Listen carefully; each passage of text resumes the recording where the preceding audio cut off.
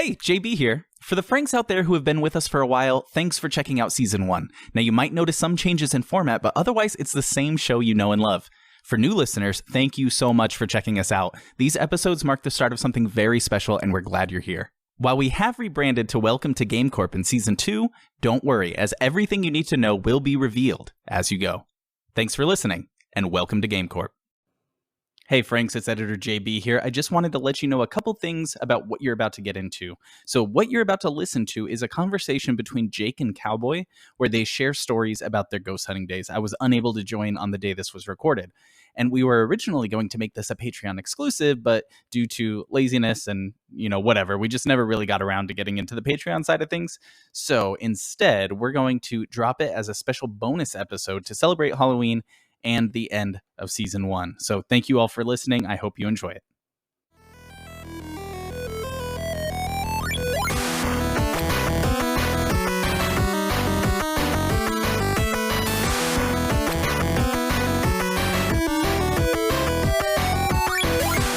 Hello and welcome all you sexy Patreon subscribers. So this is going to be a bit of a relaxed fireside chat kind of a situation. Back in episode 1, we said that we would probably do a separate recording that talked about our experiences with the paranormal. And, here it is. So production value, all that stuff isn't going to be super high. Out the fucking window. Nah, yeah, tonight it's out the window. We're in our closets. We're going to put in one sound effect, right? Oh, right. Now. One sound effect. You're not going to know it's coming. Yeah. It's going to be JB's choice. He's not even here tonight. Choice. He's actually sick. Yep. He's got the whatever he's got. I don't know what he's got, but he's sick. So he's not here to regale us with his tales of the paranormal tonight, but that's okay.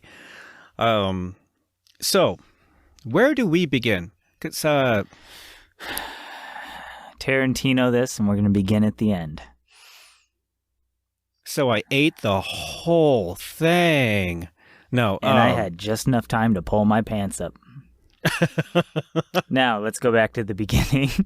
And we'll circle back to that. Let's go to the beginning. We have to end the story on whatever that was. Yeah. We'll figure it out. It's a challenge. So, okay. Let's go back to the beginning. Back in our early 20s, when we were strapping young gentlemen. Yes, we were. Yeah. We had quite the adventure streak that is still within us, but stamped down by the weight of responsibility. Suffocated. It's the suffocated responsibility of their... That spirit is within us, but trapped permanently deep down. It's like that movie Get Out. It's just, it's there, but it's buried. Oh. If you ring a bell correctly, then you'll bring a single tear to our eyes for just a moment. Then we're back to video game daddies. Speaking of sick, I'm still kind of getting over something. If y'all noticed in episode 2, I was sick, and I still got something. 'Tis the season. I keep expecting something to happen to me because I'm still working. I still go to a public institution. Yay, essential workers. Even though my job could be done from home 100%, it's a remote job. I do everything on a computer. So, at a Game Corp. Yeah, I saved it. Yeah, there you go. We got to keep the veil up. Do not break the fourth wall tonight. Okay, so we're in our 20s. We're fucking beautiful. Oh my God, just the Adonis can eat shit compared to what we looked like 10 years ago. My soul was beautiful, but yeah, I've only gotten better with time. We went from Adonis to a nice aged cheese. I've aged like a horse, which I think horses are sexier when they're older. So I'm including horse? Old horses. I'm including my I'm not going to say kink because it basically goes Twilight Vampire, Adonis, Fabio, old horse. What's an Adonis? That sounds like something like a dentist with arson or something? What is that? Okay, so don't call me out because I don't remember all the history to it, but Adonis is historically a very beautiful, kind of perfect male. Really? Yeah. Adonis with an IST at the end. No, not like orthodontist. That's what I heard. No, it's a name. Adonis. Adonis. We were all strapping orthodontists back then. Our teeth were perfect. And the extent of my knowledge to that reference is I've heard people use it before. So if we're wrong, just go ahead and email us at headtoheadpod@gmail.com and tell us that we're all fucking idiots. But I digress. We're in our 20s. Yeah, right. Okay. We've been experimenting with all sorts of stuff to kill the time. We had a lot of time on our hands. We're trying to think of things like, what do we do? How do we live life? What's things nobody else does? Yeah. And we were trying to find ways to circumvent like social norms. We wanted to do stuff that technically you were allowed to do, but nobody ever thinks of to do. And so like urban exploring was, I think, the start of it really for me. Because, you're right. It was urban exploring first. Mm-hmm. Yeah. Because there was nothing that said you couldn't go into, I mean, maybe there's laws, but, there's no laws of physics that says you can't go into abandoned buildings and just, like, roam around them and whatnot. And that's not something everybody in society would think to do or derive fun from. But, like, God damn it, was that fun for us. We had, I don't know what the first was. Do you know what the first was? That we went together? The first thing that... Okay, let's think about it. I think the most memorable first one was an abandoned movie theater. Yeah, that's right. Which it was kind of like hollowed out, just the outside frame, but and then we filmed a music video. We did with that, with the footage. What? Oh my God! What was the artist that we used? It was Dope Stars. Dope Star, yeah. I Feel Pretty. I Know. That's a good song. Yes. And we made okay, so you know those programs that will like pre-cut, like pre-render cool star wipes and cuts and fades and stuff to make like a music video and stuff. We did that. We used Dope Stars as the music and we basically incriminated ourselves. Oh yeah. with this video. We were pretty serious about what we did too. So here's something really funny that we incorporated really early on. Oh, I know where this is going. Yeah, there was a couple things. I mean, the very first thing is we thought it would be just so fucking funny if we dressed the part. Oh, God. Wear all black beanies, stuff like that. We did. Eventually, we got all dressed up in basically burglar gear. I mean, this was... Yeah. I always had black shoes. It was black pants because we wanted to blend in with the night. So we dress up as this, but then we had to go get supplies. Mm-hmm. So we went to Walmart in all black, and we had the audacity to purchase crowbars, bolt cutters, It was obvious that we were literally burglars, like our first night being burglars. We were on the job, first night on the job, and like the cashier must have just really had the issue of going, do I just call the cops on this? Like, do I just nip this in the bud? Because these guys do not look qualified to do this. I'm afraid they're going to get caught. Yeah, that person at checkout, I mean, it was so obvious that we weren't actually career criminals, but we roll up in black. We have all those tools. Like it was those. It was rope. It was latex gloves. And technically, it was nothing against the law. You're nothing allowed was against to buy burglaring tools while looking like a stereotypical burglar. Yeah, and it was spray paint too. Oh yes, we never got into. We weren't vandals. No, we didn't go in there. We didn't throw up tags. We didn't like. We had a code, and you don't damage. You respect the property when you go and you explore an abandoned place. You respect it. You don't. What's the point of damaging somewhere that you want to like have reverence for and think is cool and like gaze at the spectacle? Why would you take a crowbar to that? People did that, and that's why I'm feeling a little bit pissed off about it. Because like, I don't know. Oh, absolutely. We would roll up to these places and treat it like a national monument. Mm-hmm. Don't move the rocks. Ruins, don't touch anything. Tombs. Yeah. Temples. Yeah. We primarily use the spray paint to throw like markers. Oh yeah. To show places we've been, or like arrows, things like that. Like we never did anything with the spray paint aside from use them as like markers. Yeah. What? Tell them, whoever they are. No, it's one person. Nobody fucking listens to a podcast as a group. I'm gonna go ahead and name you, listener. If you don't mind, I'm gonna call you Frank. So go. Even if you're tonight, whoever's listening to this right now are millions of Patreon subscribers. Tonight, individually, you're Frank. You are Frank.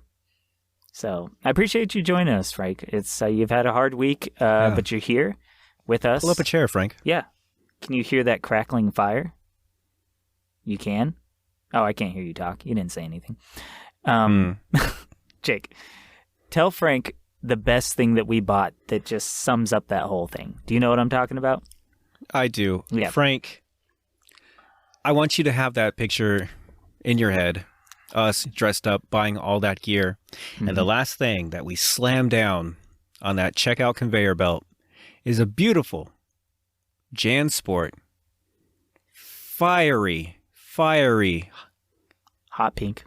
Hot pink? Yep. Neon pink? Neon pink? I would say neon pink. Highlighter pink. This beautiful, like, highlighter pink JanSport backpack that you could see from 4 miles out at midnight. Yeah. Basically Hello Kitty if she was a backpack. Yeah. And our beautiful pink backpack, we come to refer to it fondly as the Adventure Pack. The Adventure Pack. The Adventure Pack. That thing was our bread and butter, it man. Had a we legacy. loved that thing. That thing has stories of its own. That's a Hall of Fame item. Yeah, in fact, people still ask me about that when they bring up some of our old stories about our early exploits. Like, they will name it as the Adventure Pack. I think it had big of an impact on people. It was a little bit infamous in our social circle. And it was worth it. I mean, you're talking about, we are in all black. We are incognito as you can be, except for one item, the bright pink backpack that we wore, which was worth it to me. It was worth the risk to have that. I agree. And full of burgling items. Oh, yeah. Oh, we forgot to mention we also carried machetes. But we didn't carry them through the store. Well, no, we did because we bought them at the store. We bought machetes. Oh, So in our minds, we're like, okay, so what's gonna happen if we get into this place and there's bad guys or bears? Like, we need a machete to scare them away, right?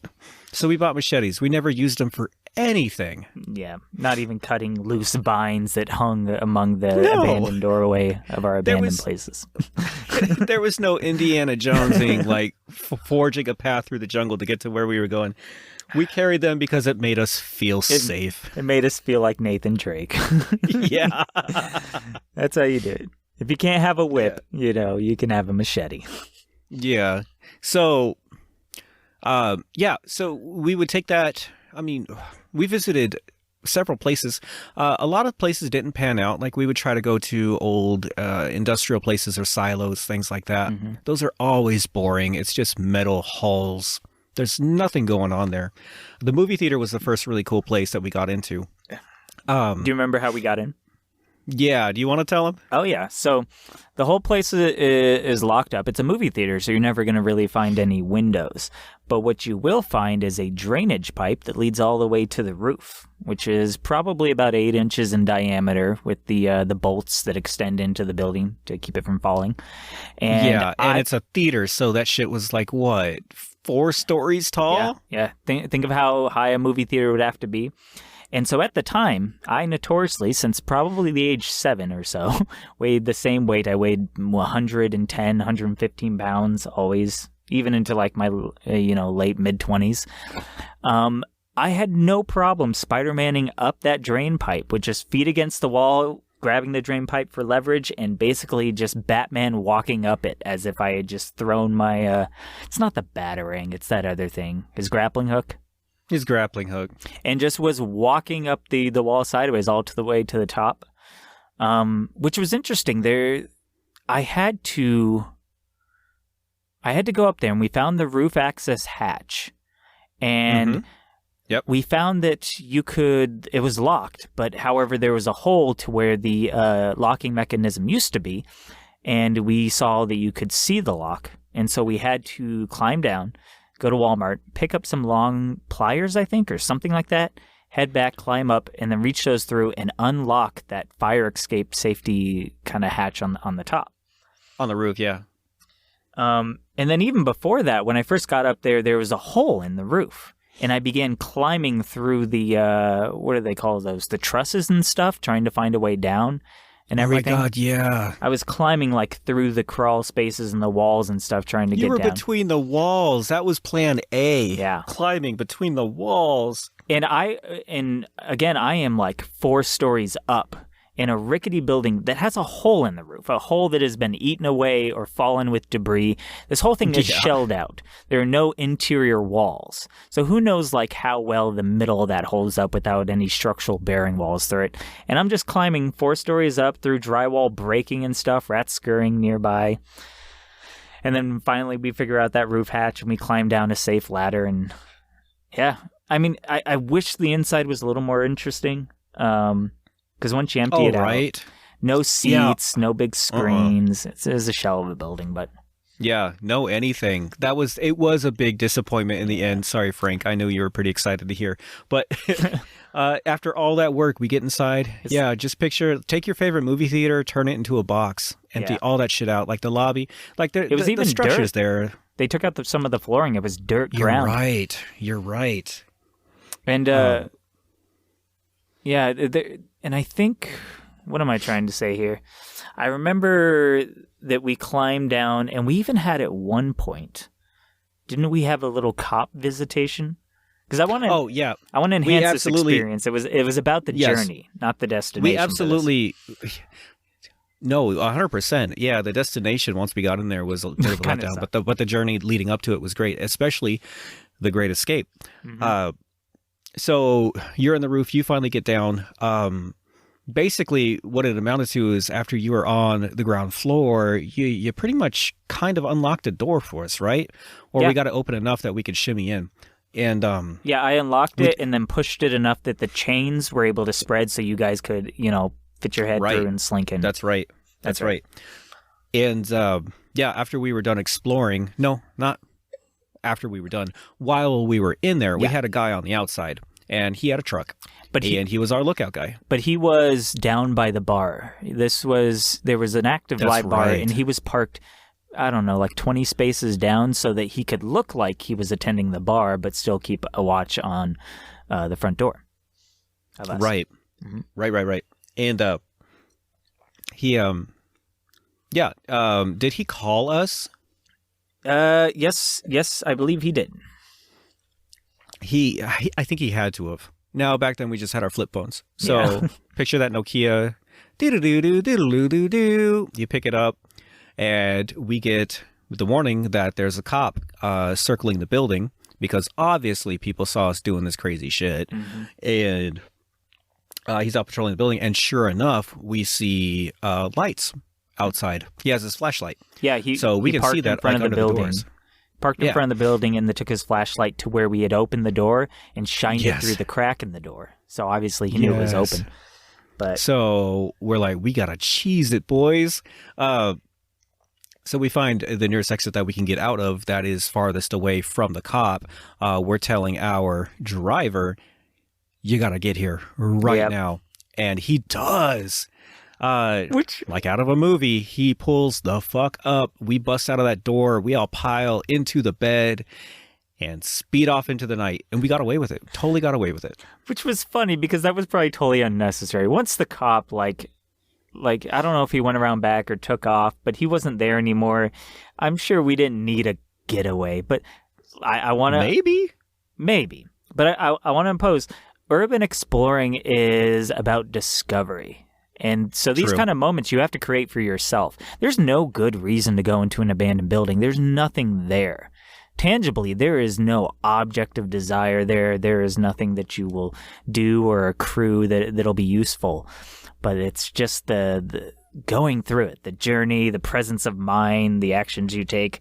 I mean, like the getaway. That was something that we could only do because of that situation, and that was the payoff. Absolutely. So, Frank, go urban exploring. Try it out. Get yourself in the mood, to like, it's modern ruins.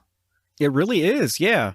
But tell your mama where you're going. She might worry. But if you get kidnapped by ghosts, you want somebody to know where your last traces were. Oh yeah, this is all preamble just to get to the ghost, because this did really set us up for. This gave us experience. This is how we became hardened veterans that tackled ghosts. Oh yeah, absolutely. I guess we should get to that, huh? Because there's so many places we did explore, though, man. Like our favorite place. Let's just talk about it. This is exclusive. This is like DVD commentary, man. We can go on for as long as we want. Are you going straight to like the big one, the good one? Nah. Oh, okay, Let's talk about the clinic. Yeah, let's get Frank warmed up. Yeah, how you feeling, Frank? Up. What you drinking? Feeling, I personally feeling spooky. Am having an intimate moment with the gentleman himself, Gentleman Jack, and Coke. Oh, nice.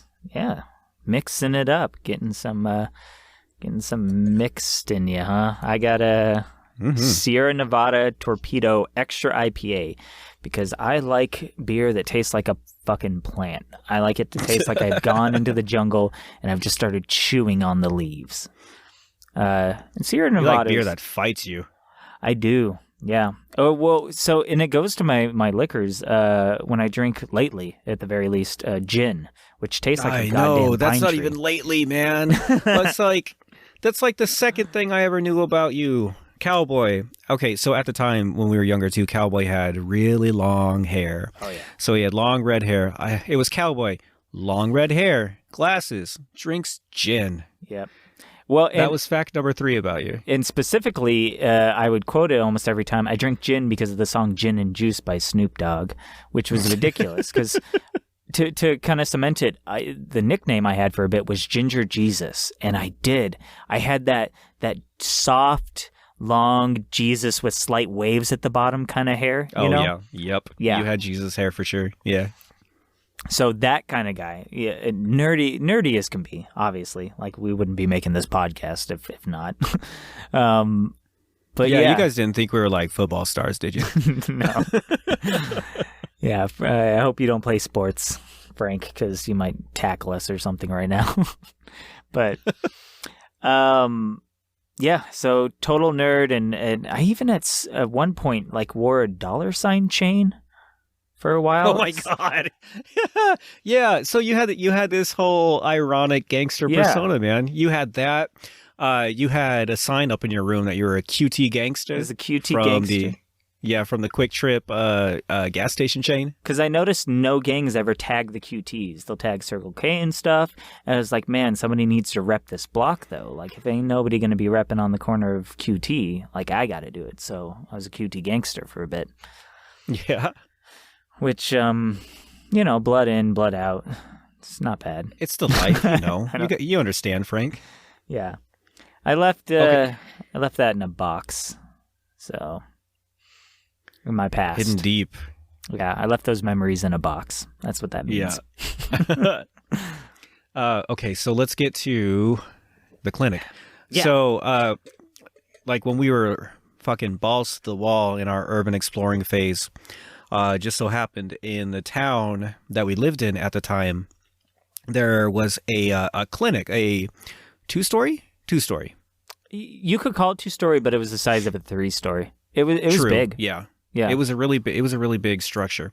A full-on clinic, not just like a little, intersection urgent care where you go at 1 a.m. It was a huge clinic where they performed surgeries and everything. The entire building shut down, and it had been vacant for a while. Mm-hmm.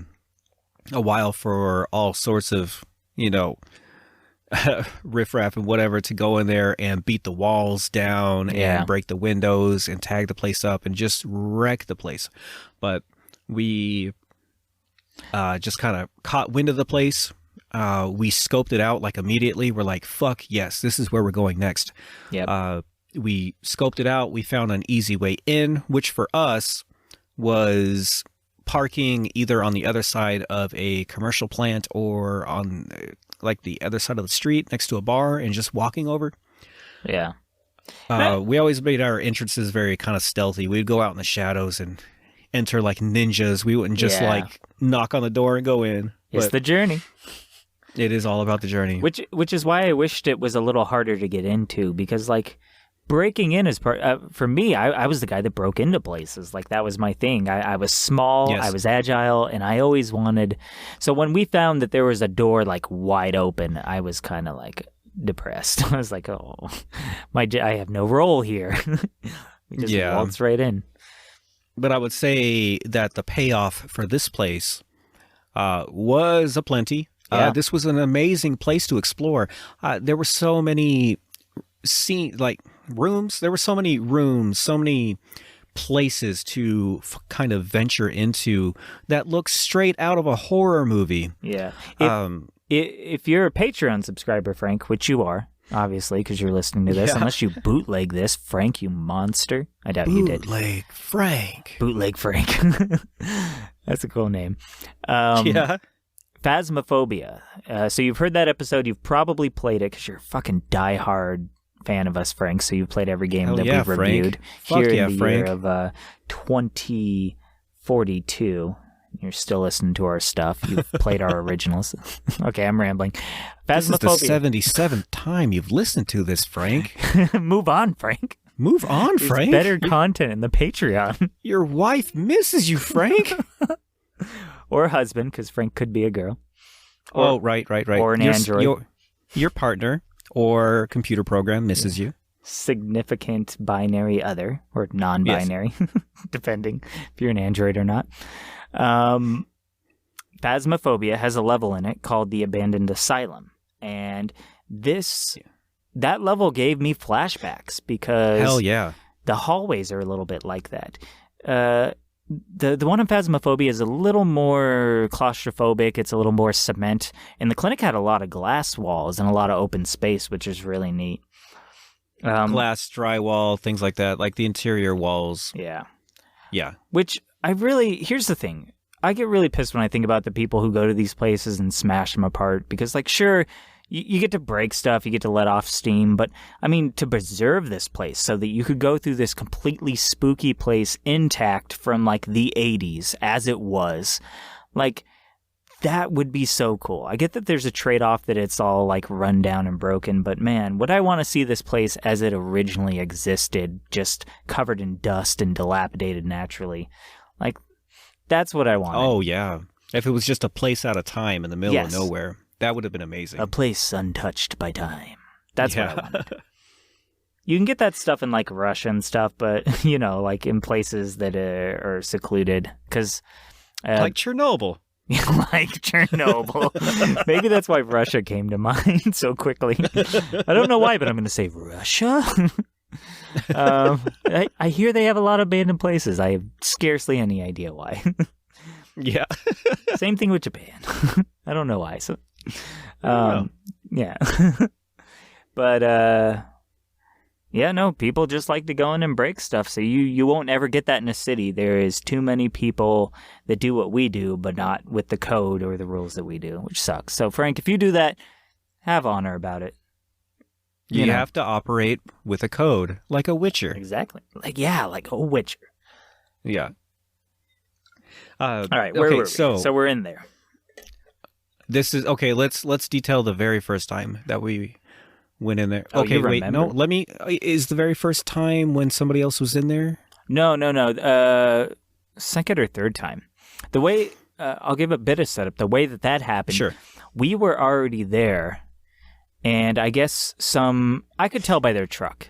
Lifted truck pulled in with some loud music playing. Pulls into an abandoned place with music playing. Lights fully on. Doesn't park across the street. Like pushes the gate open with their truck and just drives in and parks. They plow through the gate and then they just kind of hide their truck in the loading bay area. And we're already there. I think we were on the roof at the time, or we were on the second floor and we heard it, so we went to a window. But I remember knowing that they pulled in. I remember that was like the thing. Yeah, And we actually exited the building to make sure that it wasn't anybody weird, or, I mean, I don't know why the police would be blaring music, but we wanted to make sure that who was there wasn't going to give us a bad time. Yeah. So we exited, we walked around the building, we found the truck at the loading bay, and instead of going, hey, it's time to go, we were like, it's time to fucking play around. Yeah. And here's the thing. We went and listened to see what they were doing, and they were fucking breaking shit. I could hear it. They were smashing glass. This place was already fucking smashed up. For months they must have been doing this, but they're in there, and they're just breaking more stuff for some reason. So, like, I was like, all right. And so we got the idea we wanted to mess with them, you said, right? Yeah. And you're right. This was our second or third time. So we knew which corridors to walk down. We knew how to get to the second story. Like, we knew where the rooms were. Like, if you asked us, hey, where's the spooky room where they did surgery? We're like, we know where that is. It's like when you memorize the maps from your favorite multiplayer games. Like, I could, if you're a Counter-Strike player, I couldn't run through DE Dust right now in my mind, every corner, every inch of it. Or, Halo, some of the classic maps. You literally have those things so ingrained in your mind that you can mentally walk through them, like every inch of it. It's so crazy to me. But yeah, that's what we had this place down to. Mm-hmm. Yeah.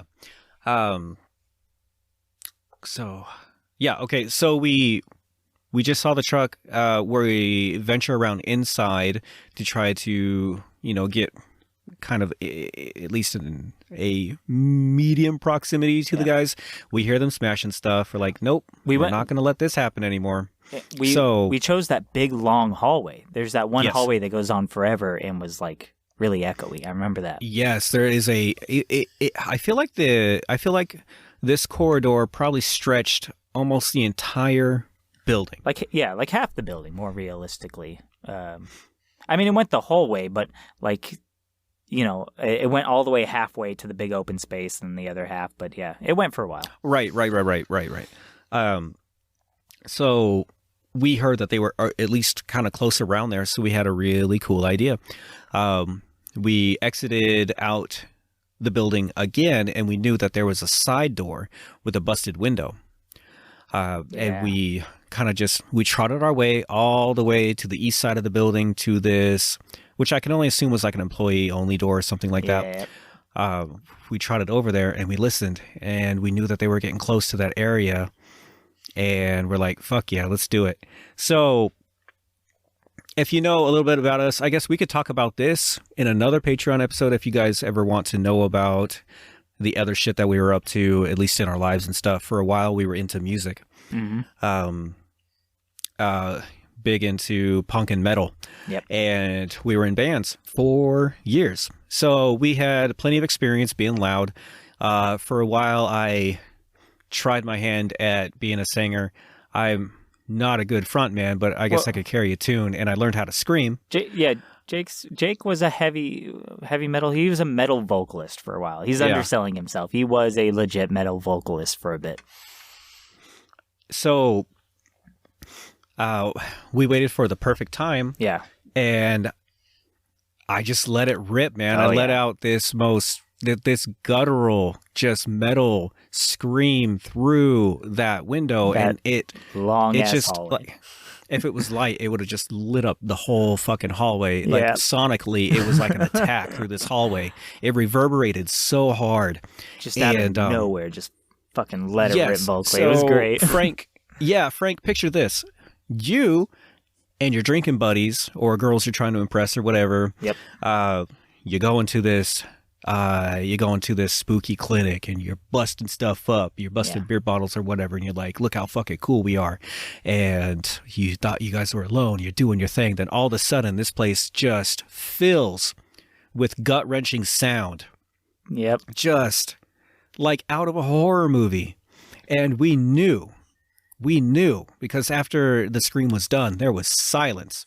And then and I remember this, the clang of something dropping to the ground in that classic ding, ding, ding, ding, but loud, like a bat or something. But my God, just that alone was worth the pay.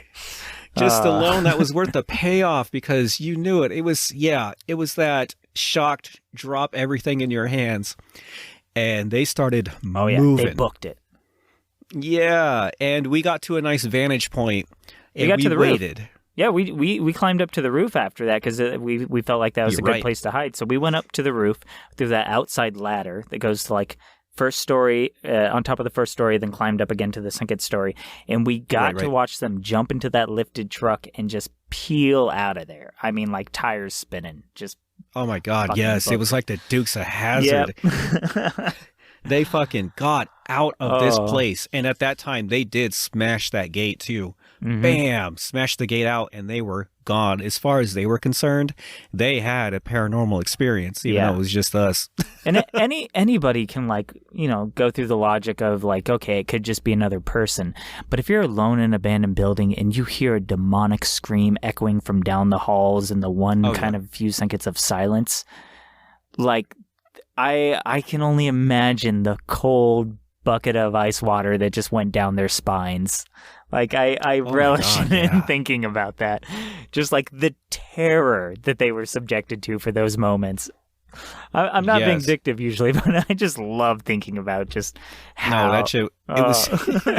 It was juicy. It was juicy, and I mean, it was palpable. Oh shit. And I mean, make no mistake. If it was reversed and we were in there and that same shit started happening, we probably would have gotten out of there post-haste too. But I would have had a great story. Like Oh yeah. In situations, I don't really like scary movies, but scary things happening to me like that, like I get adrenaline later when I think about the memory. I like fucking love it. I hate it in the moment, but like I would have liked to been them. Because then, like, you just have that feeling of being absolutely terrified for the rest of your life. Right. We definitely gave them an experience they probably talk about to this day. Disneyland can't even provide that shit. Nobody can. Just us, better than baby. Disney. Better than Disney, right. baby. That's our new tagline. Better than Disney, That's baby. It. Head to Head, a video game podcast. Better than Disney, baby. This is not even the ghost story, dude. We're just like, I know, but so many prequels, so many preambles. All right, prelude 2. All right, Frank. I know you're getting a little antsy, Frank. Sit down, I can see you. Sit down. I can see you. Okay. Get another beer. Calm down. Yeah. I mean, we had to set it up, and again, this is a nice fireside chat. Yeah, let's just talk. We brought you out here to the desert. Like, where are you gonna go, Frank? You didn't drive. That's right. We brought you We're out your here. only ride. We're your ride out of here, Frank. You ain't going nowhere. So sit down, Frank. Sit down, Frank. Man, that turned. No, you're safe. You're safe. How much is life worth to you, Frank? So I feel like...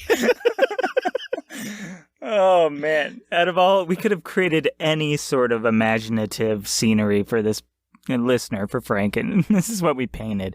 Now you're in the middle of the desert with us. An implied and you don't know if you're hostage. coming home in the morning. So, all right, Frank. So, I feel like all that was really important because it really sets the stage as to why we even got into this stuff. So, we, I don't know. We were doing that for a while, and we're like, what is something that we can do that is similar but really ups the ante? Because we've explored all these really spooky places, and the clinic was one of the last biggest ones. There was another one too. It was an empty warehouse. Cool, but it was just an empty warehouse. That wasn't the ghost. Can I jump in? I don't know if this is a spoiler. I know that you had a catalyst, a person that got us really introduced into this. And I don't know if we had been doing amateur ghost hunting or if he started our career. Do you? No, I know how it started. I know how it started. I'll let you take it. Okay, so we decided to up the ante, and we were like, what can we do? And I mean, 10, 12 years ago, I forget when this was, at least a decade ago, that's when shows like Ghost Hunters and stuff like that started. Bros. The Ghost Bros. Yeah, we call them Ghost Bros. That's when Ghost Bros really started. That's when they started. That's when they started to pick up steam. That's when all those cable channels started just playing fucking paranormal stuff nonstop. Yeah, Discovery and all that. Yeah. it was all ghost hunters and stuff like that. So we're like, we can do that. It's stuff we already do. We already go to these crazy places. We can do that, but let's better. go. Yeah, let's do it better. We can go and we can experience spooky shit. Mm-hmm. Let's find out if ghosts are real.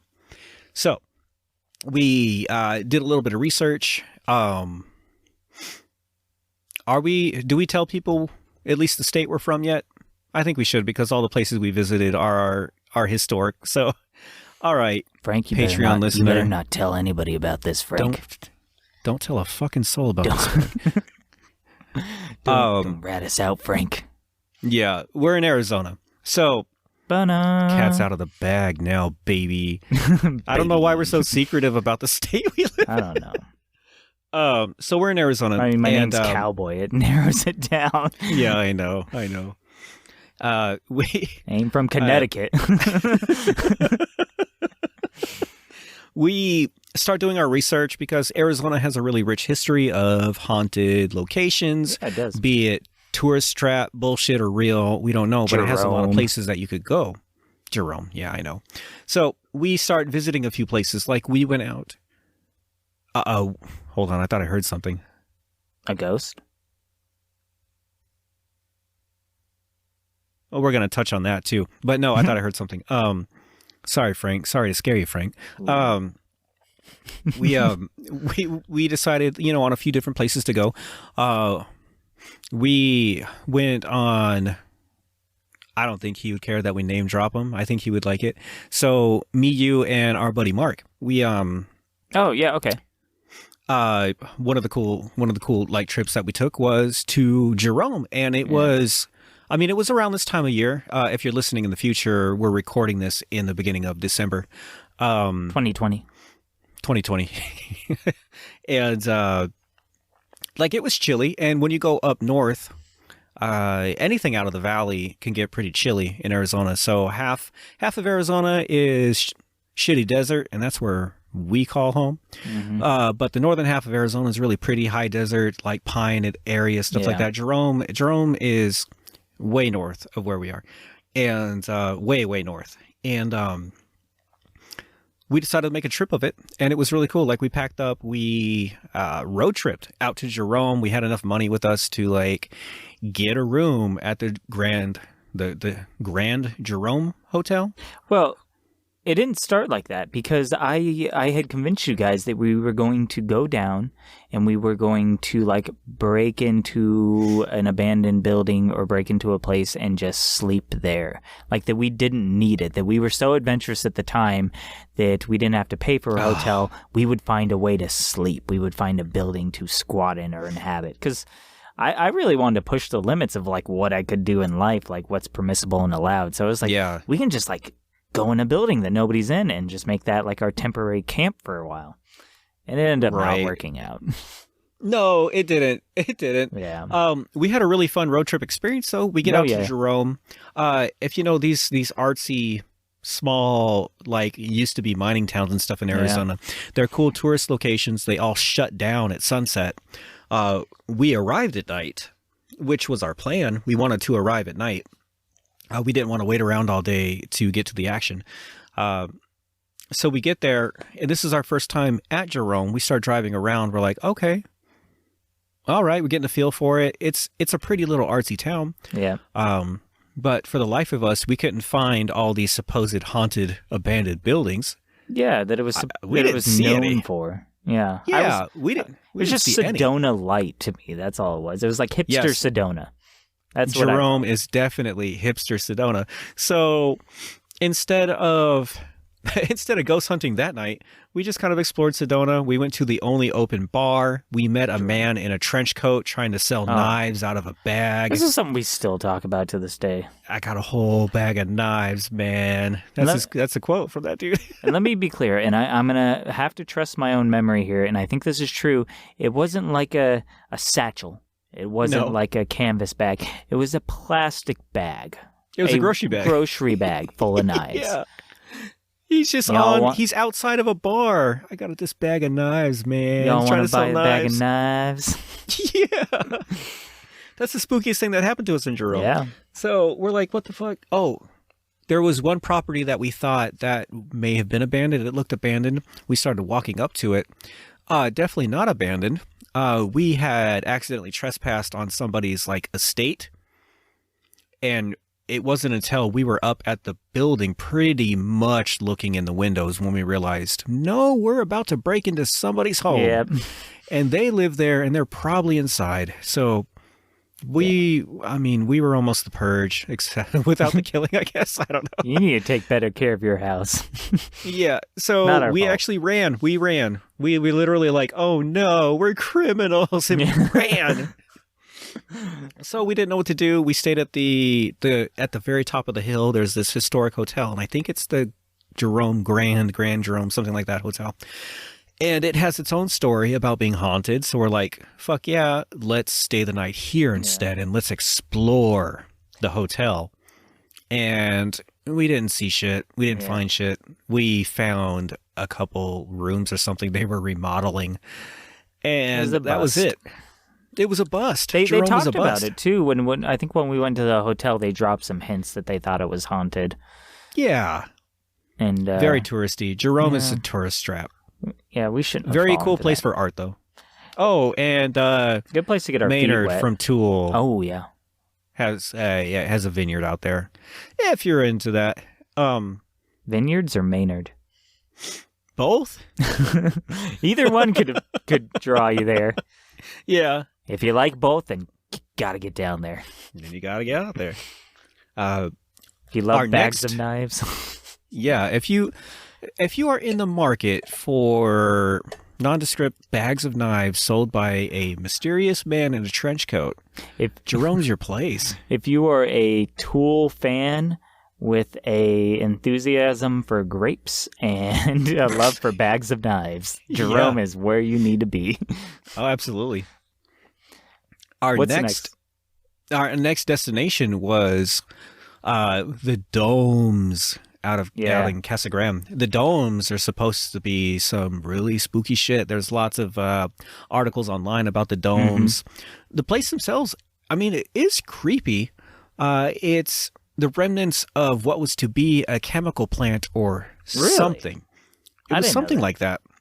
Yeah, See, it's funny, as you're going through these things, because of how absolutely terrible my memory is, it's like I'm hearing it for the first time on a lot of this.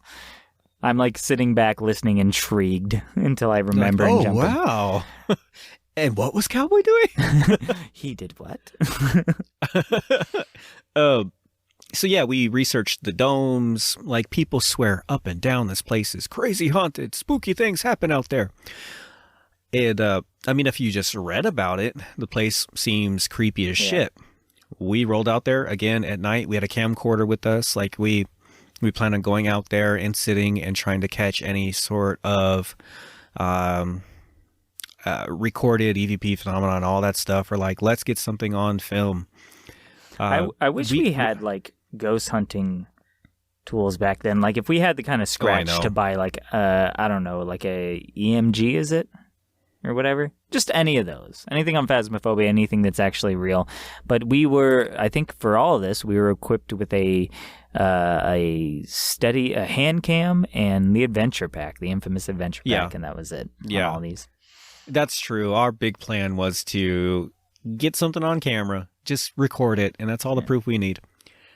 So again, another road trip out to Casa Grande, and we do this all in the middle of the night, as you're supposed to. So we really did roll up on the domes late night. Yeah, we really did roll up on the domes well into the night. Full moon, and probably. What's that? Full moon. Yeah, probably. Actually, I think that night was. My memory has spots, but I feel like it was. It wasn't so hard to get around that night, so the moon was definitely bright. Yeah. So approaching this place and like the journey and all that, you're hyped up. Approaching this place, it's definitely weird. It's kind of otherworldly because the domes literally are like it's half circles, just drop half circles into the earth in the middle of the desert. And we see this and we're like, oh fuck, this place is crazy. So we get out of the truck, we go out there, we learn pretty quickly that these spooky domes they really are just hollow. They're tagged up. They're full of beer bottles. You can see that a lot of people party out there, like the remnants of campfires, things like that. The domes are not even the slightest bit haunted. Like, people go out there to party. It's a place to throw desert parties. And I half wonder if they kind of like talk this place up and create this mysticism just so they have a safe place to go so no one crashes it. Well, I'm starting to realize that there was a difference early on between like lore spooky and like actual spooky, because some of these places were just hyped up like based on the words, like the stories people invented. But nobody was really talking about stuff that happened to them. They always talked about just the story behind these places. They didn't have stories that were personalized or involved in like what they saw. And so I think that was kind of a learning curve that we had to realize that when people talk about these places, we need firsthand experiences to be told to us or like something like that. Which even then, the stories for those places with firsthand experiences aren't talked up as much. They're a little more subtle. That is really true. That is really true. So I feel, unless it's, I don't know, in Europe, where the buildings are 1,000 years old. Yeah. I think that here in the Americas, if it has a huge talked up story, I think it's mostly bullshit. Yeah. So what was the place that like where it started to hit? Is it where I'm thinking of, or was there a place before that? No, it was the place after the dome. So here's how this happened. And this is going to sound like bullshit, because it sounds like, again, it's out of a TV show, and even while it was happening, we couldn't believe it was happening. Yep, I know what you're talking about. Yeah. I'm going to verify right now, like the events, the way we went about it, the way it was presented, and the methods and all that is true. I attest. Yes. Yeah. We have friends too, for whatever that's worth. Our friends will we say won't it even too. tell you like what state we're in. Trust me, I have friends. Trust me. Yeah. But trust me, Frank. This is how it played out. Like after the domes were just a bust. No, was there a place after the domes? I feel like there was a place that was such a letdown that it's wiped from my memory.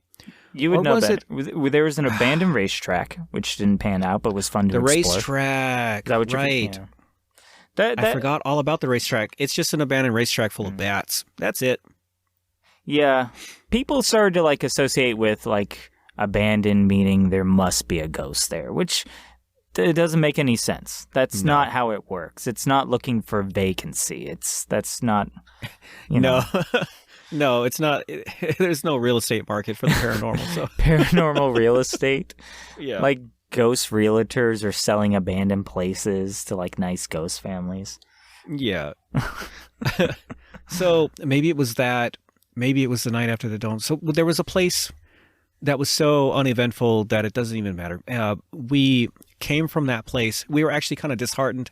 Everything that we were doing was not panning out. All these places with rich history was just bullshit.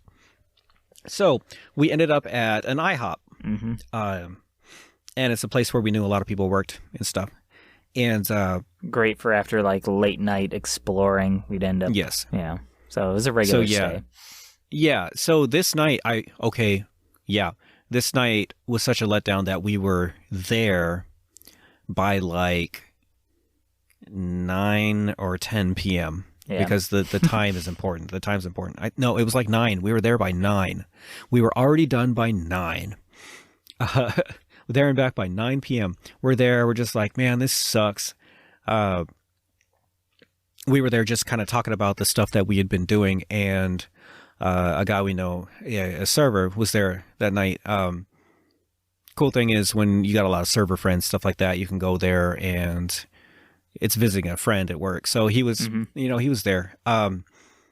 He overhears us talking about this stuff. And I mean, he's basically like, oh, no, I know a spot. We're like, oh, great. Okay, cool. I wonder what this spot is going to be. And then he lays down. I mean, he lays it down heavy, man. Everything we heard, I felt like our eyes sparkled. he basically says, okay, so there is this place that I visited a few times, and I guarantee when you go there, you're going to experience something.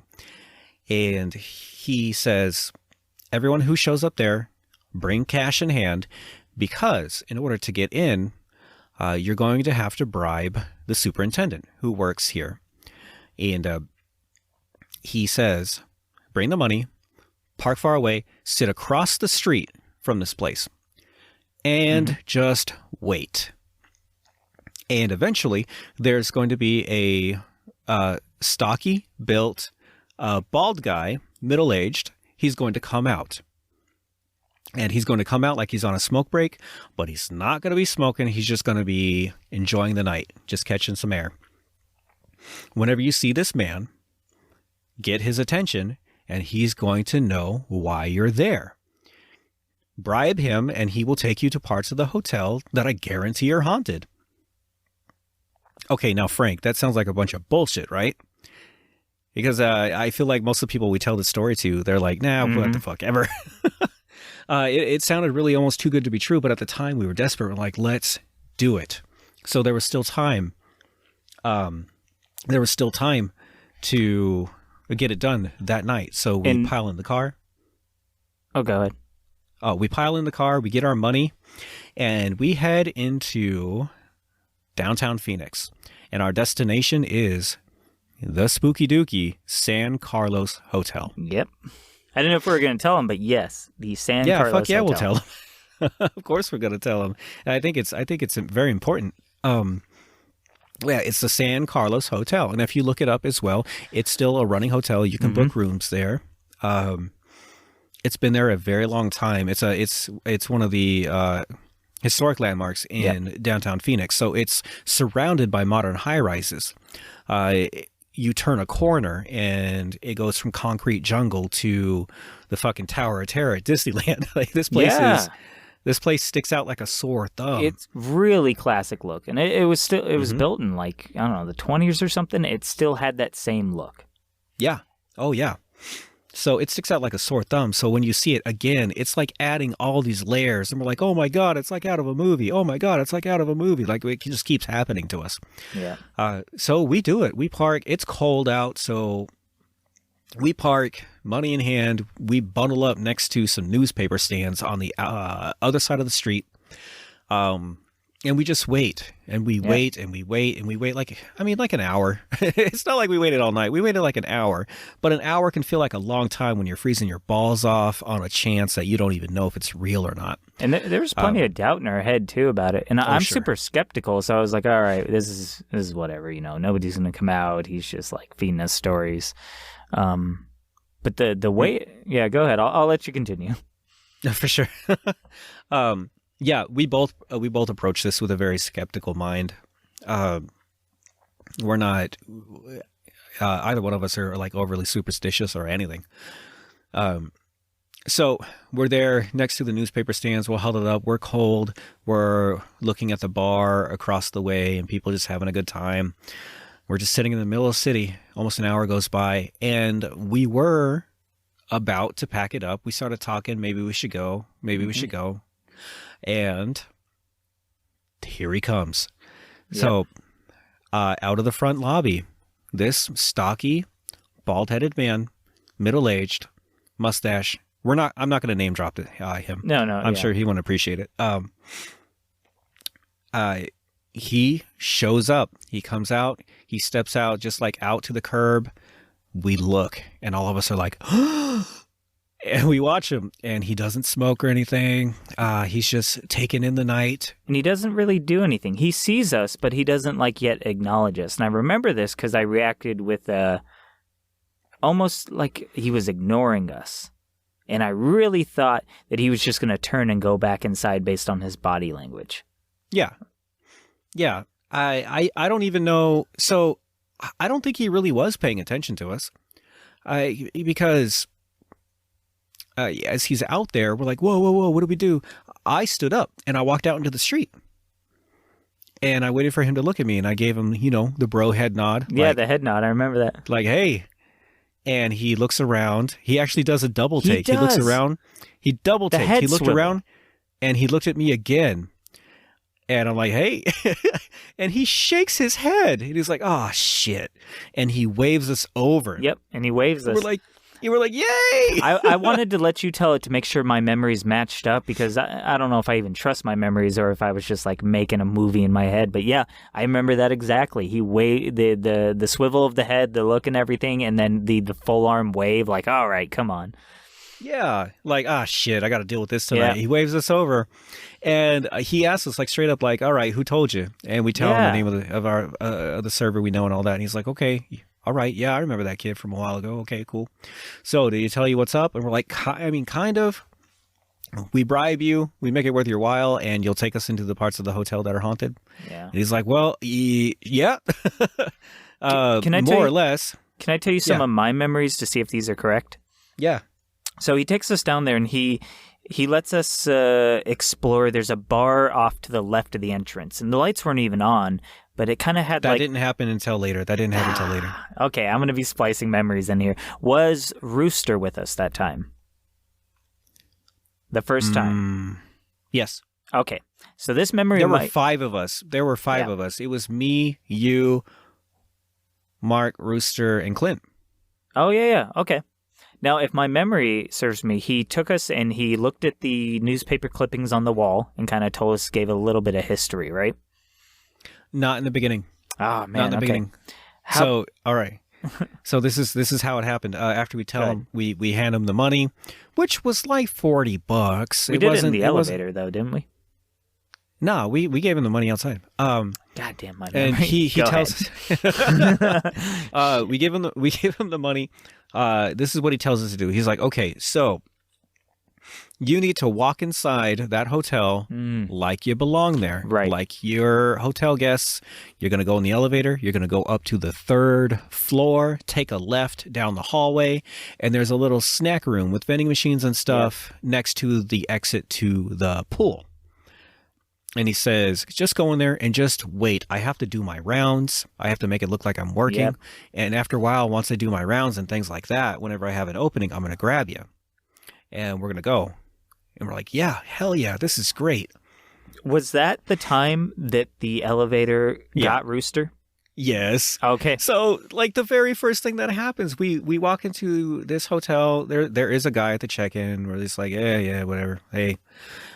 We start walking into the elevator, and mind you, I want you to paint a picture. It's a very old-timey elevator. The double doors, like the brass, shiny brass.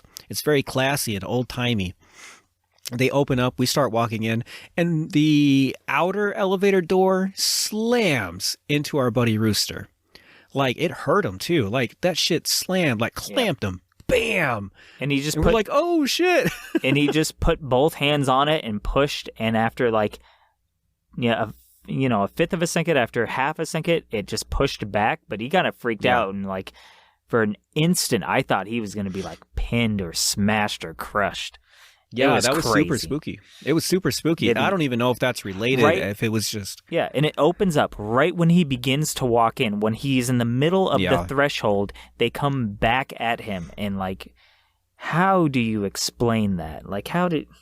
That's when in my mind, like, wheels started to turn. Because I can justify anything in the world, but that's when I was just like, that's fucking weird. It was really weird. And I mean, it could be a grand coincidence because it's an old elevator and stuff, but it set the mood. Oh, yeah. We go in there and this place is already like, fuck you, I'm going to smash it. So we go up to the 3rd floor, we wait, and we're there. And it was probably anticipation, right? It was probably just our adrenaline stuff. But did that waiting room not feel super heavy and weird? Did it have a weird energy to you? That's hard to say. The whole place did. Maybe fair. More to you guys, but not as much to me. Okay, I think it was just the nerves then. It had to be. But the place just felt heavy to me. And we wait in there for a while, like a good 20, 25 minutes. We're in there waiting, and then he finally shows up. And he gathers us up and lays it out. He says, so we're going to go back in the elevator. I got a key that can bring us down to the basement. Mm-hmm. This is how we have to do it. You're going to go down in the basement with me. There's an area where people say they experience a lot of stuff. You're going to go in there, and the best thing to do is to sit and be quiet. And if something's going to happen, that's when it's going to happen. You can't run around and be crazy. You have to sit and be quiet. And we're listening to these rules. We're like, okay. So sure enough, he gathers us. We go in the elevator. He sticks the key in, clank, presses the basement button, and we go down past the bottom floor, down into the basement. It opens up, and we're facing a wall. It opens up into a hallway. So you can go left or right when it opens up. To the left was like a break room. To the right was a super fucking scary big black metal door. Mm-hmm. And sure enough, that's where we're going. So he's like, off to the right. And we're like, oh, are you fucking serious? Yeah, we walked down, and was it like a deadbolt or was it padlocked? I think it was padlocked, right? Yeah, my memory's not good enough for that. Something like that. Yeah. It was a big lock on it, and he unlocked it, and you pull it open, and it was a heavy door, so it swings open. And on the other side of that door is a dimly lit but very large storage area. Now, think about what an old hotel would store, like lots of furniture, there's electrical equipment, things like that. Like they carry a lot of tools on site to make their own repairs. So it's surplus stuff. It's tons of antique stuff down there, some of it covered up. And you say dim light, but I mean, we're talking dark, fucking dark. It was very dark. That whole place was lit up by one hanging bulb. Like in the corner, off in a different section of it. Like you were talking about ambient light coming from around, behind a pillar, if I remember right. Because there were sections of that room that were pitch black that I would not go into. Nope. Nope. It was very hard. Yeah, it was hard to navigate if you weren't next to that light. The light was over towards more where like the workshop area was, where like I assume they would repair equipment or repair furniture, things like that. Yeah, I mean, I can kind of map it out in my mind, because when you first get through that metal door, on your left was a bit of a maze of antique stuff, like furniture and whatnot, and that was in the darkest part. Then if you head straight forward and to the right, there was actually like an old service ramp or something where cars could get in. There was a locked garage door. So if you went all the way forward and then head up that ramp. But before that ramp and everything was the workshop with a brick metal pillar, and that's where the light was. And a few cages, a few like, I think workshop cages or stuff. I remember that much. Yeah. But where they would lock up equipment and stuff. Yeah, exactly. And the other thing I remember, there definitely was a deadbolt or a lock, because he didn't want us wandering around, nor did he want somebody finding us. So he informed us he was going to lock us in, which I remember having a moment of trepidation about, like, he's going to lock us down here and nobody knows we're down here. And I started to, like, get some suspicions and shit. It was a little wild, and we decided to roll with it. You ever had a stranger lock you in the basement and nobody knew you were there before? If you have, I'm sorry for bringing it up. We have, 100%. We have. Yeah. Oh, we forgot the most important piece down there. What's that? The hotel still had a tap into a well that ran underneath the hotel, and there was a big pump system down in the basement, which, according to the super, still ran water from like the original well from the original side of the hotel, things like that. Now, to paint a very brief history of this place, apparently it was a sacred area to a local tribe. Oh. They got pushed out, and a school was built, and the well was tapped. When the school first opened, a lot of kids died. A lot of kids died very quick, so they shut the school down. They bulldozed that, and sure enough, the San Carlos Hotel was eventually built in that spot. Now, that's the story he told us. Yeah. And that plays into it. He says that some of the common occurrences that would happen down there, especially next to the well water and stuff like that, was, for the lack of better terms, little kid ghosts. Youth ghosts. Youth ghosts. So apparently the ghosts of a lot of kids, a lot of school kid ghosts were down in the basement. But yeah, so back to it. we decide to go along with it. So we all go in. He shuts the door behind us, and he was basically like, I'll be back in 10 to 15 minutes, something like that. Whenever. And he just leaves, and we are left on the other side of this door in this spooky-ass basement, and for a little bit, we're all huddled together. Yeah. Because we're too afraid to do anything. I want to point out real quick, I just realized you lore nerded real life. You remembered the lore behind the hotel. Not just video game lore. Real fucking... I mean, Jesus, man, you take your credentials to heart. I mean, all that stuff, I don't know, man. It sticks with me. I think it's important. Yeah. But you were right. We were huddled together, and we took a bit of time to kind of branch out and walk out. And, you know, it's like anything. It's like any scary movie. When you first don't know, when you're first in the unknown, you take very trepid steps, and like anything could be anywhere, and you don't know what's going to happen. So after a little bit, I think we got, let's say, not fully comfortable, but a little comfortable to move around the room on our own, right? Yes. Was there anything that happened before that? Am I skipping? No. That's how it worked. Like we had to psych each other up. We were afraid to leave. Like we kept using our cell phones for like ambient light, stuff like that.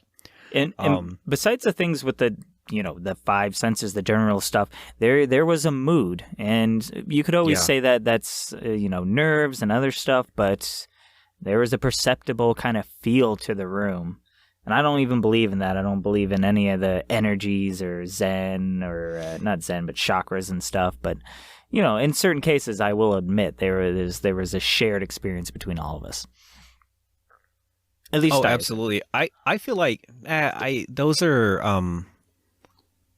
I think there's a science behind that. You can pick up when somebody is scared or tense or things like that. And when a whole group is tense, you can feel it. Yeah. People even underestimate pheromones. Like humans emit pheromones, and that gets picked up and subconsciously interpreted. So, my fears stink. The screaming cued all that in. Yeah. So, after a few minutes, we're huddled up. We're psyched out. We're using our cell phones for ambient light. We finally decide we're here. We made it this far. We're in this spooky ass place. Like, so far, it's paying out. Nothing paranormal has happened yet, but we're in this amazing place, in this amazing situation. As long as we're safe, this is super cool. So we finally were like, let's go. Yeah. So we slowly start branching out, slowly going. And I mean, it's baby steps. Like it felt like it took a mountain of courage to shuffle my feet around that place to get myself away from everybody and get myself into a quiet spot. And we finally did it. After a while, we finally did it. And we started following the rules. We found a place. We just shut up and we started listening. Yep. Now, did you experience anything down there? Well, so this will be interesting because you and me separated. I don't think you and me did the same thing together. I got what I would call the bare minimum, which is isolated cold zones, which are weird, but not cold. Cold is a weird way to put it. Yes, it did feel cold, but the way I talked about it was it felt like an invisible big ball of gas that was almost like a numbing agent, because you could put your hand in and you would get the ever so slight feeling of your leg falling asleep or hitting your funny bone. It'd be like tingly. Yeah, as you moved your hand through this, and you could kind of find the shape of it, which was just an amorphous kind of blob oval shape is what I remember. But it was a spot. I remember walking through it first, backing up, and then sticking my hand out and being like, this is a spot I can actually feel. I can feel the borders of it and where it begins to like affect my hand. And I called people over. I had them check it out and see if I was like just imagining things. But again, I was testing everything with skepticism in mind, and I was looking around for like a vent pouring something down, gas leaks, whatever. But I don't know. It was weird. Something I've never experienced again. So I can tell you that much. I think we could say there's a lot of stuff we experienced in this hotel that we've never experienced again. This is just the beginning. This is just the beginning, yeah. Yeah, it gets wild. I even have some stuff coming up.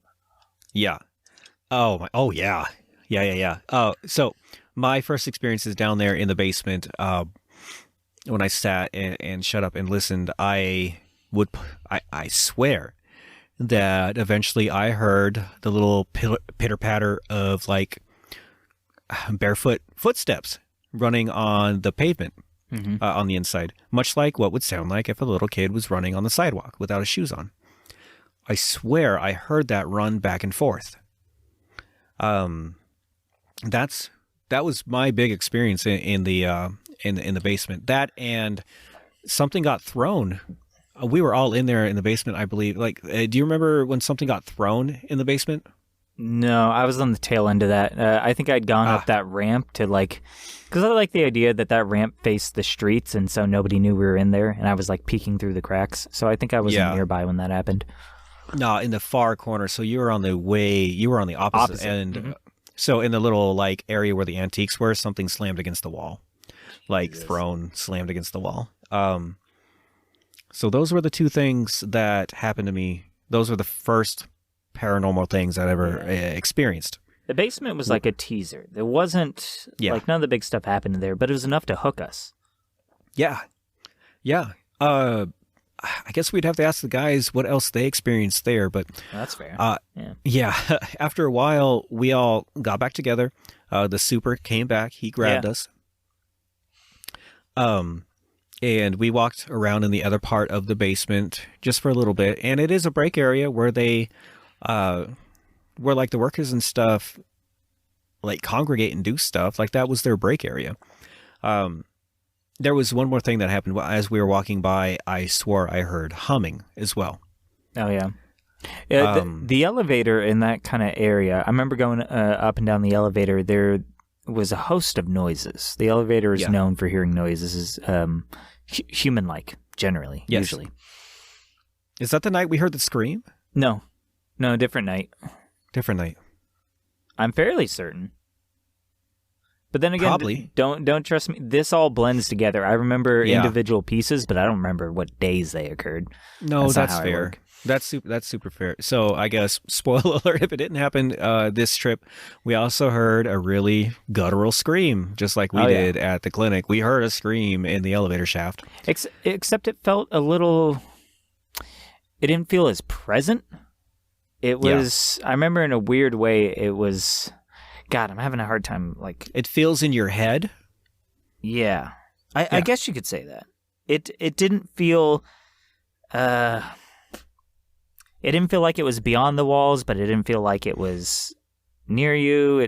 I don't know. I have no good way of explaining it. I guess you had the best way of it. But it was weird. It was definitely... It didn't sound like it came from one of the hotel rooms. I could tell you that much. It felt like it came from the elevator shaft. I think that's the best way to say it. It felt a bit muddled, but it felt like it came from the elevator shaft we were riding down. Not in the cart, but like somewhere below or above us. But inside the shaft, somewhere inside the shaft. Yeah. Yeah. So while we were walking around the basement in the break room area after the basement incident, we picked his brain a little bit, and we were asking him like if there's stuff that he experienced, things like that, and he just went right on into it, talking about a host of things. His stories were so good. I remember all of them. So he's telling us all sorts. You're gonna have to help me with that bit a little bit. But yeah, he started telling us all about stuff, and as he told these stories to us, he broke out in a cold sweat. Yeah. As he, sat, I guess, re-experiencing everything. Like the sweat started beating on his forehead hard. He started wiping it. Like he seemed so disheveled. And he, to my perceptions, was a very simple. Emotion on his sleeves kind of dudes. He didn't seem like the con man type. He was your handyman, super like real simple kind of speech, real like off the cuff, and the way he started to get nervous and stuff did not feel like a ploy, like he was trying to sweeten the pot. Like it felt very genuine. So I agree vastly. Do you remember some of the stuff that he was talking about? I remember the one with the roof. I remember the guys, they had a few workers working up on the roof where the penthouse is, and they were nailing on the edges. Remember that one? And he had showed us. I mean, I can tell a few stories, but like if I remember, he showed us the newspaper article about the woman who had jumped from the roof and had killed herself. The owner. Oh, it was the owner. Okay. Yeah, she's the original owner, which we'll get to that too. Yeah. I don't want to spoil the penthouse yet either because that's your baby. Well, but the end of that is he had guys working up there and they were tacking on the edge or something, and one of them talked about how he flipped out and ran because he saw two hands come up over the edge, the outside edge of the where is that? The parapet? The edge of the roof that's up. So as if somebody had just gotten done climbing up the side of the building and was about to climb over it. He swore he saw two hands coming up. Ooh. And then that guy I just got goosebumps. He stopped working. He said he ran off. He wouldn't come back to work. And then he talked about like people dying months later after like being at that hotel. And I remember that shit getting really weird. Like people getting sick. It may not have been that night, but he talked about people getting sick and dying after working on that hotel. And I was like, I felt very weird about getting involved with it. Like I started to worry like maybe like my death from an odd sickness might come months later. Yeah, he had a lot of stories. stories. Yeah, he did have a lot of stories about how people died there. An electrician being electrocuted. They have lots of suicides. Yeah.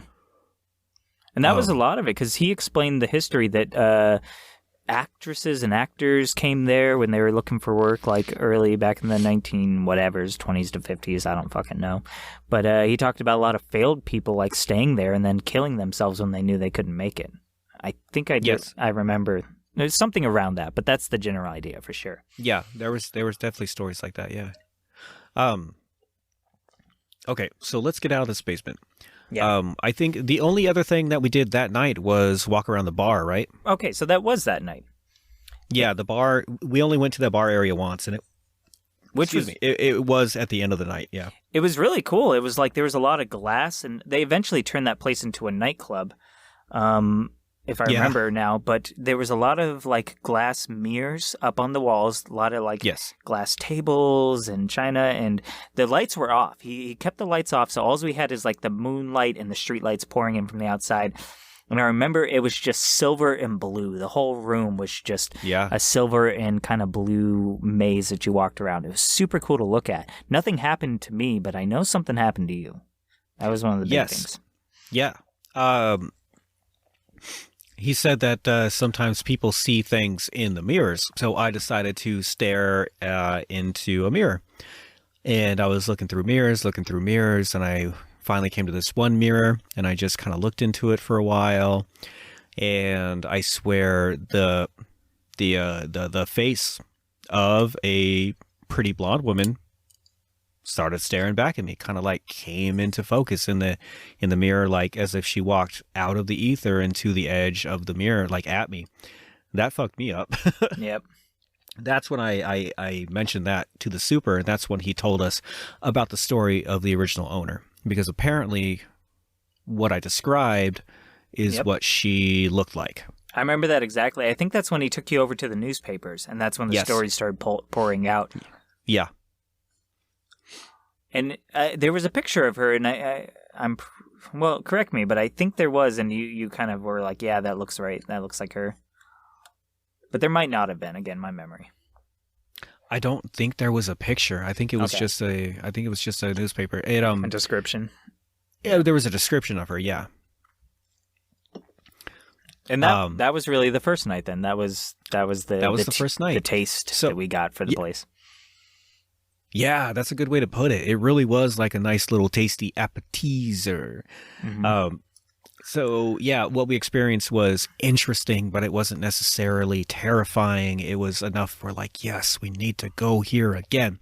And we planned on it. And soon enough, visit number 2 was the penthouse visit. And who that's was all there? Where...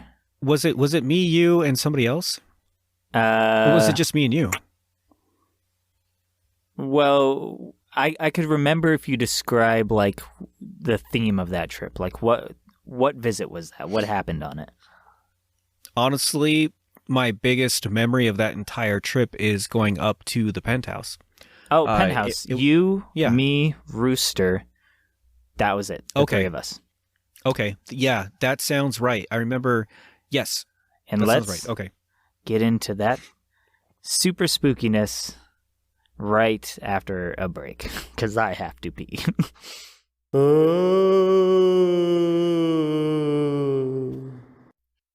Now, back to our show. Quack. Okay. Quack. So, low budget, right? No production value that for was this. where the one sound effect was supposed to go. Oh, did I just take it? No. No. JB's going to put one. So, he's gonna put another like a insider. Somewhere weird. Another insider thing, if we haven't already said, JB does the editing for the show. He's the one who makes it pretty and adds the sound effects. Mm-hmm. He accused me so you guys can't tell that I'm a lizard monster. Gives me the human modifier. It's good. Now, I am drinking a Guinness. Okay. I feel like we should showcase like our drinks.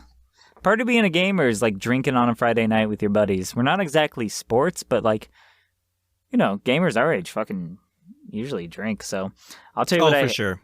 I have Sierra Nevada again, because Sierra Nevada is such a great middle of the road. I don't know if that's the right term, but they never fail.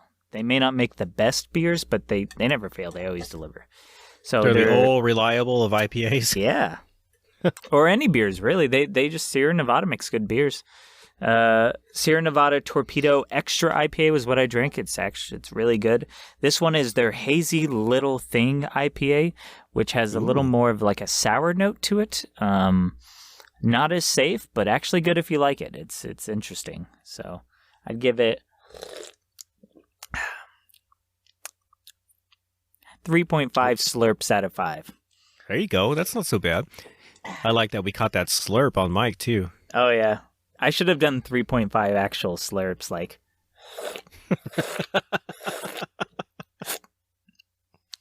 Did you catch the 0.5? It was, like, really quick. It was really quick. Yeah. That's the 0.5. Yeah. Okay, so The Penthouse, episode 2. All right, so, to set it up, every single time that we visited this place, we'd grab money. We'd wait for the super to show up. And almost said his name. And before you think he's ripping us off, we're talking like $4 to $8. It was never like $20 each. It was never like enough that it was worth this guy's time and risking his. Yeah. Well, I mean, it's weird that he would risk his job at all. I don't think it was that much of a risk. I don't know why. Maybe not. And he did have plenty of people visiting. He talked about other groups visiting, people bringing Ouija boards and stuff like that, which I wish we did. No, I don't. Nope, I don't actually. I was content with the levels we received. Yeah, yes, that's fair. I could say on my 4th and 5th visit, he didn't charge us any money. Yeah, that's true. By that time, it was like seeing a friend, and he's like, "Yeah, come on in." Okay, so the Penthouse. This is the second visit, so it was the money transaction, waiting outside for him again. It was the same spiel. We get there, and we're like, okay, he remembered us this time, and we're like, we want to see something different. And he's like, okay, there's been some action lately up in the Penthouse. Yep. And we're like, okay.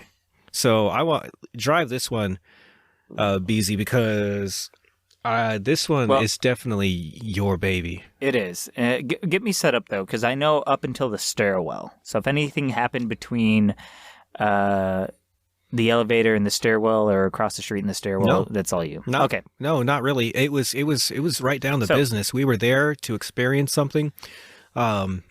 I got us in. We went up. He grabbed us, and we started. We went up to the top floor and then hit the stairwell. Yeah. Yep. So he, I can't remember how that worked out, but he got us up, and then we had to take one of those back forth kind of stairwells up, and we got to the top of it, and then there's a service door that opens up, and so he said, okay, one of you go out. We'll sit here in the stairwell. I'll hold the door open, and then one of you. Will go out. And so either I volunteered or you all volunteered me because of my skepticism or because I haven't seen as much. And so I ended up getting picked. So yeah, I pushed the door open, and So I'm on the roof, and I don't know if this is the way penthouses always work, but it's just an extra tiny building or apartment, you could say, that's on the roof. Yeah, it was kind of wild. It was a building on top of the building. Like a little bungalow. And the thing was, all the windows were glass, all the walls. So it was really transparent and see-through. I think there were some sections of it that weren't glass, obviously, like the bathroom and whatnot. But a good bulk of it you could see right through to the other side. It was wide. It was big, wide windows. It wasn't like the entire wall was glass. It had nice big windows. Yeah. Well, and some of them were floor to ceiling, if I remember right. But I just remember it being very open and you could see. So you guys all sit in the stairwell with Alex, and I have no idea what you guys did or talked about there. So, well, for a while we were waiting, and then eventually on the outside, when we started hearing things, we came out of the stairwell and we started like walking around the building trying to like help or whatever. Oh, yeah, because he waved at me, but we'll get to that. Yeah, we'll get to that. So I walked maybe the 10, 15 feet from the stairwell, and I open the door to the penthouse, and I step in, and I let it slide close behind me. It's not a hard door. It's kind of a soft one that closes. Mm-hmm. And instantly, the tone is set because a cupboard slams. And so the first thing I do is I push that door behind me open, and I look, and I start examining for a line or a rope, and I go over and I pull open the stairwell door, and I look at you guys to see what you're all doing, and you all look up as if I had just like interrupted a conversation, and I'm sure I looked bewildered, and I started interrogating you guys like, you guys messing with anything? What'd you guys do? And they're like, nothing, man. You guys were like, we've been sitting here. And I told you, I'm like, as soon as I got in, a cupboard slammed, something just, and not far from me, literally next to me, one of the kitchen, because it entered in through the back door into the kitchen. And I really thought like maybe he let you guys wander off, and then he was like with fishing line pulling the cupboard close. But no, you were all just sitting there staring at me like you didn't know what the fuck I was talking about. So after we were just in the stairwell. Yeah. Mm-hmm. After a little bit of coaxing, I went back in. I closed the door. Nothing slammed, and so it's a long rectangle kind of building. It has like a little bit of twists and turns, but ultimately you can go from one end of the building to the other in almost the idea of a hallway. Like you go through the house from the kitchen, through the hallway, past the bathrooms, the extra bedroom, and it ends in the master bedroom with another door leading out. So I start walking through them, and I'm real slow. The moonlight's coming in. That's my source of light. None of the lights are turned on in the building, but the moonlight is coming through the big windows, so it's decently lit up. Nothing's really going on. I get all the way. I'm focused on being brave, because again, this isn't me just tromping through looking for stuff like a ghost bro. I am taking baby steps because something in my mind is in here with me, and I'm waiting to like see it so I can know what action to take. Yeah. I get through the kitchen. I get through the long hallway that ends with the bathroom in front of you, and then the turn, and then another long hallway which leads to the master bedroom, and then to that. I get to the master bedroom, and I'm like, all right, I made it through, and I go to open the door, which I believe is the front door or the main door, and it won't open. And then I notice that you guys are out the stairwell, and I'm pushing on it, and I look up at the super, and he motions with kind of his arms that I need to go back around. But I just wanted to exit. Like, I'd made it through. I'd walked the coals. I went through this house alone, the house that he told the stories about people killing themselves in. And he's like, you have to, with his arms and gestures, you have to go back, which is true. The door was not opening. Mm-hmm. So I turn around, and I start walking down that hallway again. And this is a reoccurring thing that's happened before. There is a shape in the darkness of the bathroom. The bathroom doesn't have windows, so it's just a shroud of darkness. There's something darker than whatever's dark, and it's forming a shape. And it's a vaguely humanoid shape. That's the only way to really say it. It stands within the door frame. It isn't really moving, but I definitely see it. And it's a hazy outline. It's not a solid outline. Yep. It's not like a shadow. It's almost, and I remember it's almost kind of jagged. Like if you took a marker and went back and forth with a black marker, like to create a waveform or something. It's got kind of that jagged sense to it, this kind of scribble.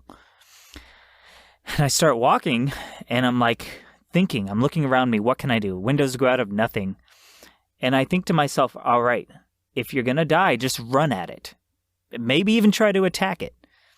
So I start picking up pace. I start jogging. I start running towards it. And as soon as I get to it, and I'm thinking, what is this thing about to do? I realize that the hallway's on my right. And so I just break eye contact. I just go right. I book it. I just run through the second hallway, through the kitchen, open the door, and run to the stairwell. And I don't know if you guys had gone back in it, but yeah, I just booked it. And I could see the thing the whole time. And the whole time I'm just waiting for a movement, waiting to see what it does. And the moment I realized I can escape, I just turned my back to it. And I was like, if it's going to get me, it's going to get me. I'm just going to go. Ugh. And that's so fucked up. I talked to the super about it. I told him what I saw. I was certain, like the way that I saw it, I do not think my mind was playing tricks on me. If there was some weird physics thing where like light was being cast off of something or something weird was happening, sure. But it was solid enough to make me think what I thought, you know? Yeah. I remember how scared you were, man. Like it was pure terror, dude. When you were out of there, you were ready to get the fuck out of there. It was, it was very primal. I never thought I would have to run at the damn thing. I was sure that like maybe I'd see something and I'd run away from it, but knowing like eventually seeing the thing and having to walk toward it took me a minute to even take those first couple steps. I considered breaking the windows behind me because I was just like, do I really? Yeah, no, I'm starting to get like that feel back. Like I'm starting to get like a sense of how I felt at that time. Like, holy shit, this was a long time ago too. Yes, it was a long time ago. Reminiscing about all this stuff is giving me goosebumps, dude. Yep. Like when it hits and just remembering. So, and I'm the person that had the least happen to him. So yeah, even with that story, I still had the least impact or effects towards me. Yeah, that's true. So for another angle of that story, we were just in the stairwell, just bullshitting. You were in there for a while, so we're like, I wonder what's going on. So we did go out to see like if you were okay or something. We started walking the perimeter of the building, trying to find you like through the windows and things like that. And a short time after that is when you busted out of the door. Yep. I did walk into the building, but I didn't walk anywhere. Yeah. When you were done, I went through the door and I looked down down the hallways and stuff, and I said, nah, no thank you. I wasn't brave enough to go through that penthouse, especially after seeing there's something moving. Yeah. No, there's something. Oh, it's my cat. Oh. Hold on. Okay. So, real quick break. But I got to get the kitty cat out of here. I mean, we might leave this in. I don't know. I'm about to fight a cat. Hold on. Oh, baby, come here. This is why I don't keep cats.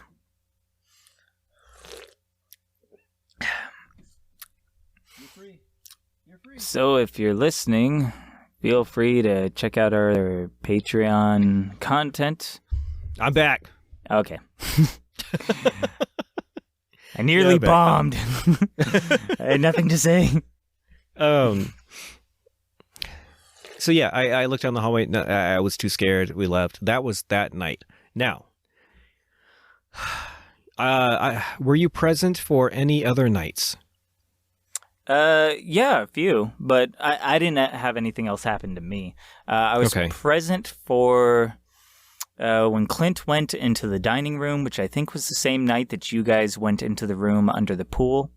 But I didn't get to be in either of those rooms. I was out in the hallway for both of them, so I was present but not present. Yeah, the night that we split up. Yep. That wasn't under the pool. The night that wasn't the under the pool night. But there was a night that we split up, and Clint said that he saw a chair move. He got hit by the chair. He got hit by the chair. The chair pulled out, like somebody pulling out a chair, and he said it just kind of ran into his leg, like he didn't get beat over the head with the chair like WWE. But Yeah. He said it pulled out and kind of Okay. nudged him, you know? That's wild. Then again, Clint was a bit of a fucking dirty, rotten liar. No. We can't bad talk people. Clint, if you're listening to this, you are a dirty, rotten liar. Oh my God. I don't care that you've subscribed to our Patreon. You know what you did.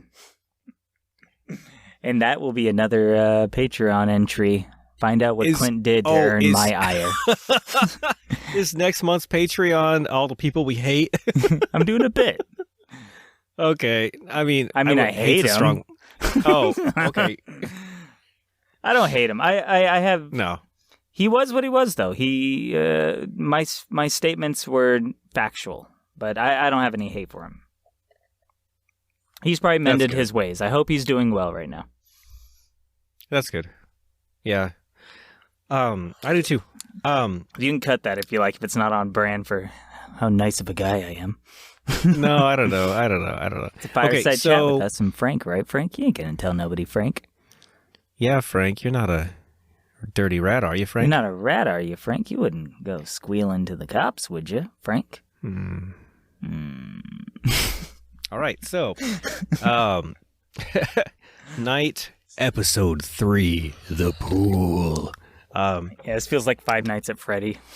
Yeah, I know. So, okay, the pool. This night, I know you weren't there, the pool night. The original pool night, I was not there. The original pool night. Terror from the deep. Terror from the pool. It was me.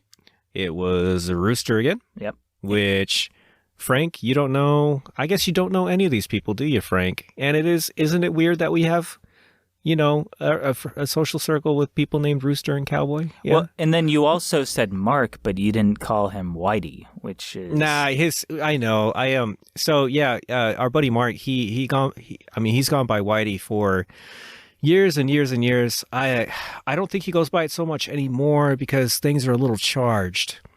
Well, it's things are a bit socially charged, and I think he goes by Mark more. But we called him that because he's fluorescent white. He has a touch of the albinism, like for sure. Yeah. He has like a white arm hair, a little. Not really. It's more of a blondish, but yeah.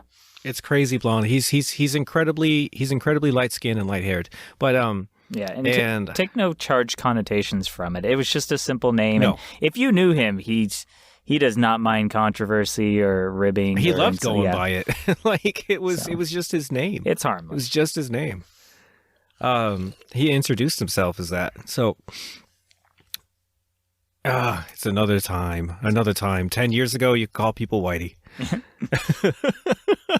Yeah, it's a absolutely chromatic thing. It's color. It's not race. Nothing to do with race. So. Correct. So we had at this time, I'm going to say it was Jake, Rooster, and am I right in that there was a female companion? Nah, not in the pool. Not in the pool. It was me, Rooster, and Billy. Billy, if you guys might know him in the future, he's just started streaming. Billy Vanilli Gaming. Yeah, the Twitch superstar, Billy Vanilli. Billy Vanilli. Yeah, we knew him back in the past. Before in the day. Before his tragic auto accident. Oh no, that has left him blind, but with kick-ass robot legs. Yes. So that Billy Vanilli, we knew him before he landed on Mars and started that colony. This, in the year of our Lord, the year 2020, Billy Vanilli is just getting started. Are we. So, night 3, it was us 3. We go there again. Hey, what's going on tonight? It's getting juicy. Things are getting crazy and heavy. He says that for the last little while, because they've been doing remodeling in this area, there was like some office rooms and stuff around the part of the hotel that was beneath the public, not the public, but the hotel pool area.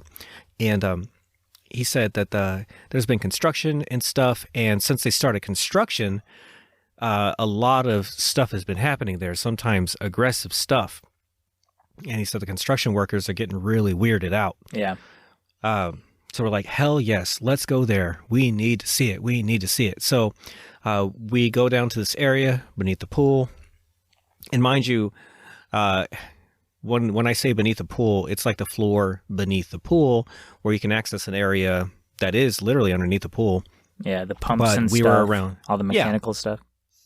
Yes, but we were around office buildings that were being remodeled and like a clerical office and stuff like that.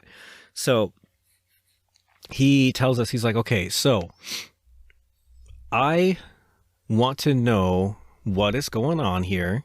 And he's like, tonight, I want to do a little thing. I want you guys to go in one at a time and go into the area underneath the pool and tell me if you experience anything, and don't say anything. He's like, I want to know if everyone's feeling or experiencing the same thing. He's like, he's like, do it for me. I want to know if it's not people just psyching each other out by saying what's happening. I want to know. He was sending you guys in like probes. Yes. You guys were like the Mars rover for that room. Yeah. You'll find out what's going on there. Yeah. So we agreed to it. We're like, okay. I was the last one to go. Billy and Rooster both went ahead of me. And basically he sent us in through the clerical office area.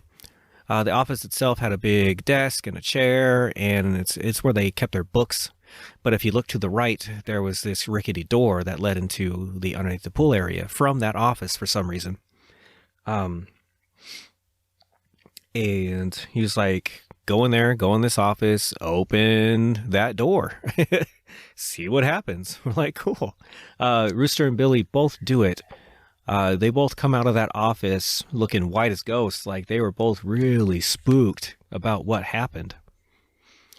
And it was my turn, and I saw two of my friends come out just like super spooked. And I'm sitting there going, okay, it's my turn. So I go in there, the door shuts behind me. I'm just looking around like the little clerical office area first, just getting a feel for it. There was a little window where the moon was directly shining into the room. So just the moon itself was really illuminating this area. And I could see what was going on. I look over to the right. I see this rickety ass door. Like, it was weird. There was this nice clerical office, and this door was so patchwork. It was like taking a piece of wooden fence, and, just schlagging it to the side of the wall with a little like hook lock that you just lifted up.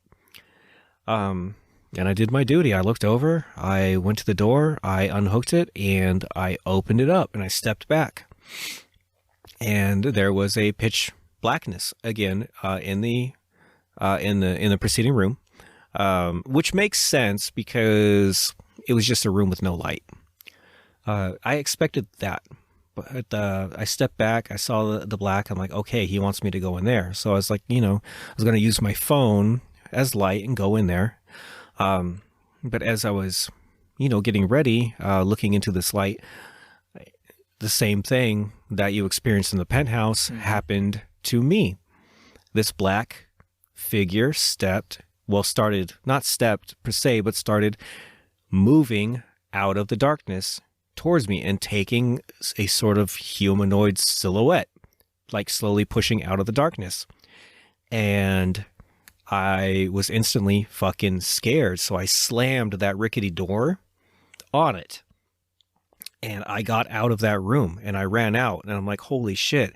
I just saw this thing started to come out at me. This black form started to come out at me. Yeah. And 15 seconds afterwards, you could hear through the wall very heavy things being dragged. Being dragged on the floor and being slammed into the wall and stuff. I remember when you told me that. Yes. And we were all looking at each other, even the super, and we're like, we want to get out of here. And he's like, yeah. And we asked him what was in there, and he's like, furniture and stuff. So whatever was in there started dragging heavy furniture around and slamming it around. And that was a really fucked up night. I contemplated never going back after that. Yeah. But we did. I also remember you telling me that it took on... It gave a really oppressive mood. I remember you guys saying, like, it sucked all the joy from the room. Basically, you guys were saying, like, it just did not...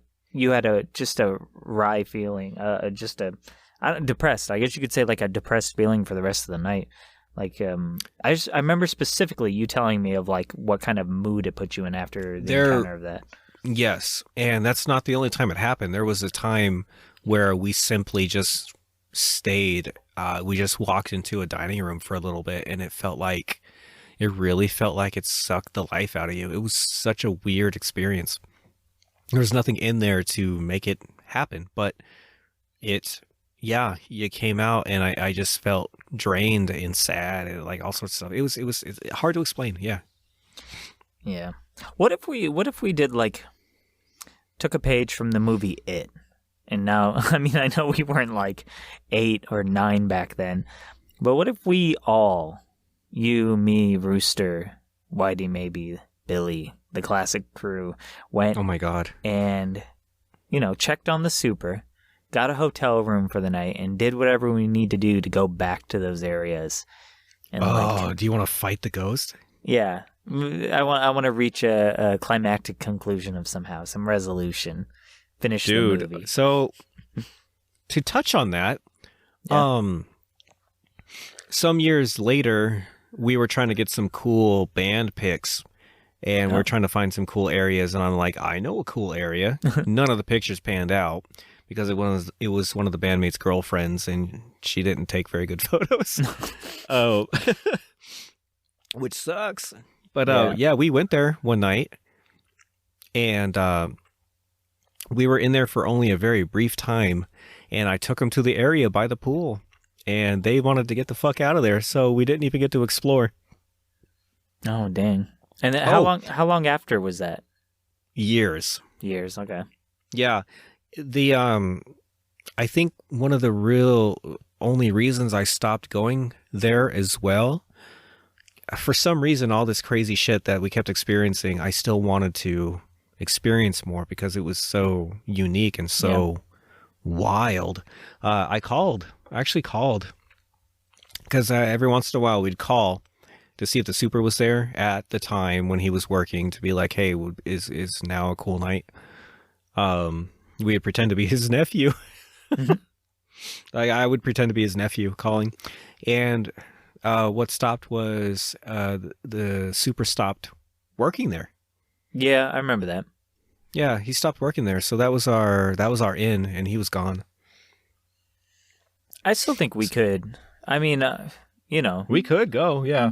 Well, I have no problem like trying to get places and maybe getting in a little bit of trouble if you fail, but I have no problem trying to make my way, especially in a night when you separate a special night out to do something. For sure. You get emboldened, and I've never been to jail, and people always say you shouldn't want to, and I'm like, well, I kind of one day want to do something enough that it merits me going to jail for the night. I want that just experience. A holding cell. Like a holding cell. I want to have that experience. Who doesn't? Like, sometimes a lot of people, I think. sometimes there's bad things in life. If people can watch scary movies, then they can experience something like that.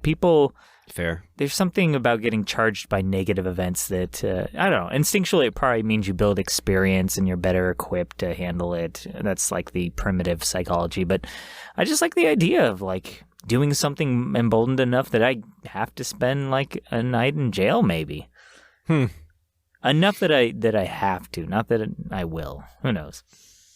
You do something that warrants a night in jail. No, I get it. Because usually situations like that just warrant an overnight stay in a holding cell and you're out in the morning is usually something that was really fun before you were doing it. Yeah, really fun. Yeah. Not that illegal. Enough for them to be like, go spend a night in jail and just stop, dude. But it's not like... I feel that. Yeah. I get it. But, okay. I mean, now that we're sexy game daddies, like, there's so much more. So much sexy responsibilities. Yeah. Like, I can't spend the night in jail because I have to, like, read a book to my son and put him to bed. Like, there's no good excuse. It's not like, I got college and what will happen to my record? It's like, I got chores. Yeah. Yeah. Yeah, I can't miss like the next season of Runway Model or Top Chef. I don't know. I'm just stereotyping now. There was one more memorable night. Okay. And no, I was just okay. So around this time, for a very brief period, I was dating a girl, and she was into it. Oh yeah, she was into it. She was into the Spooky Duke stuff when I mentioned it. So I'm like, okay, this is cool. Let's impress a girl. Yeah. Some people like feet.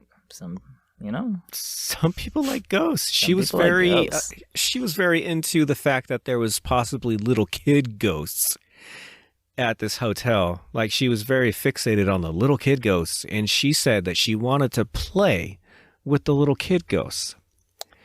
So, me being... That's a red flag. That puts it around this time. That put me... Oh my God, that means I was 20. Flat? Shit, this was 14 years ago.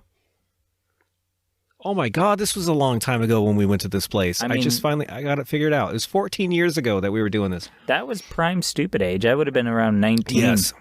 You would have been 19. I would have been 20, yeah. Fucking brave and stupid. Yeah. So, yeah, she wanted to play with the little kid ghost. So we go. And she has a plan. She read some stuff or watched an episode on something or whatever, and she was like, if you talk to them directly, if you call them out, talk to them directly and say out loud what you want to do or where you're going to go or what you want to do, blah, blah, blah, you will get a more direct reaction. We're like, okay. You can read that out of any parenting book. That applies to all kids. Hey, look, I'm going in this room. I hope somebody comes with me and listens for once. So, yeah, we go. At this point, we were chummy with the super. We just went in. Mm-hmm. And we're asking, it was just straight up like, hey, anything going on lately? And he was like, 5th floor has been really weird this week.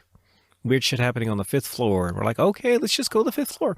So we do. We go up, 5th floor. And as soon as we exit the elevator, it was really, he just tells me this and we go right up. As soon as we exit the elevator, we look down to the right, and at the end of the hall, we hear something loud.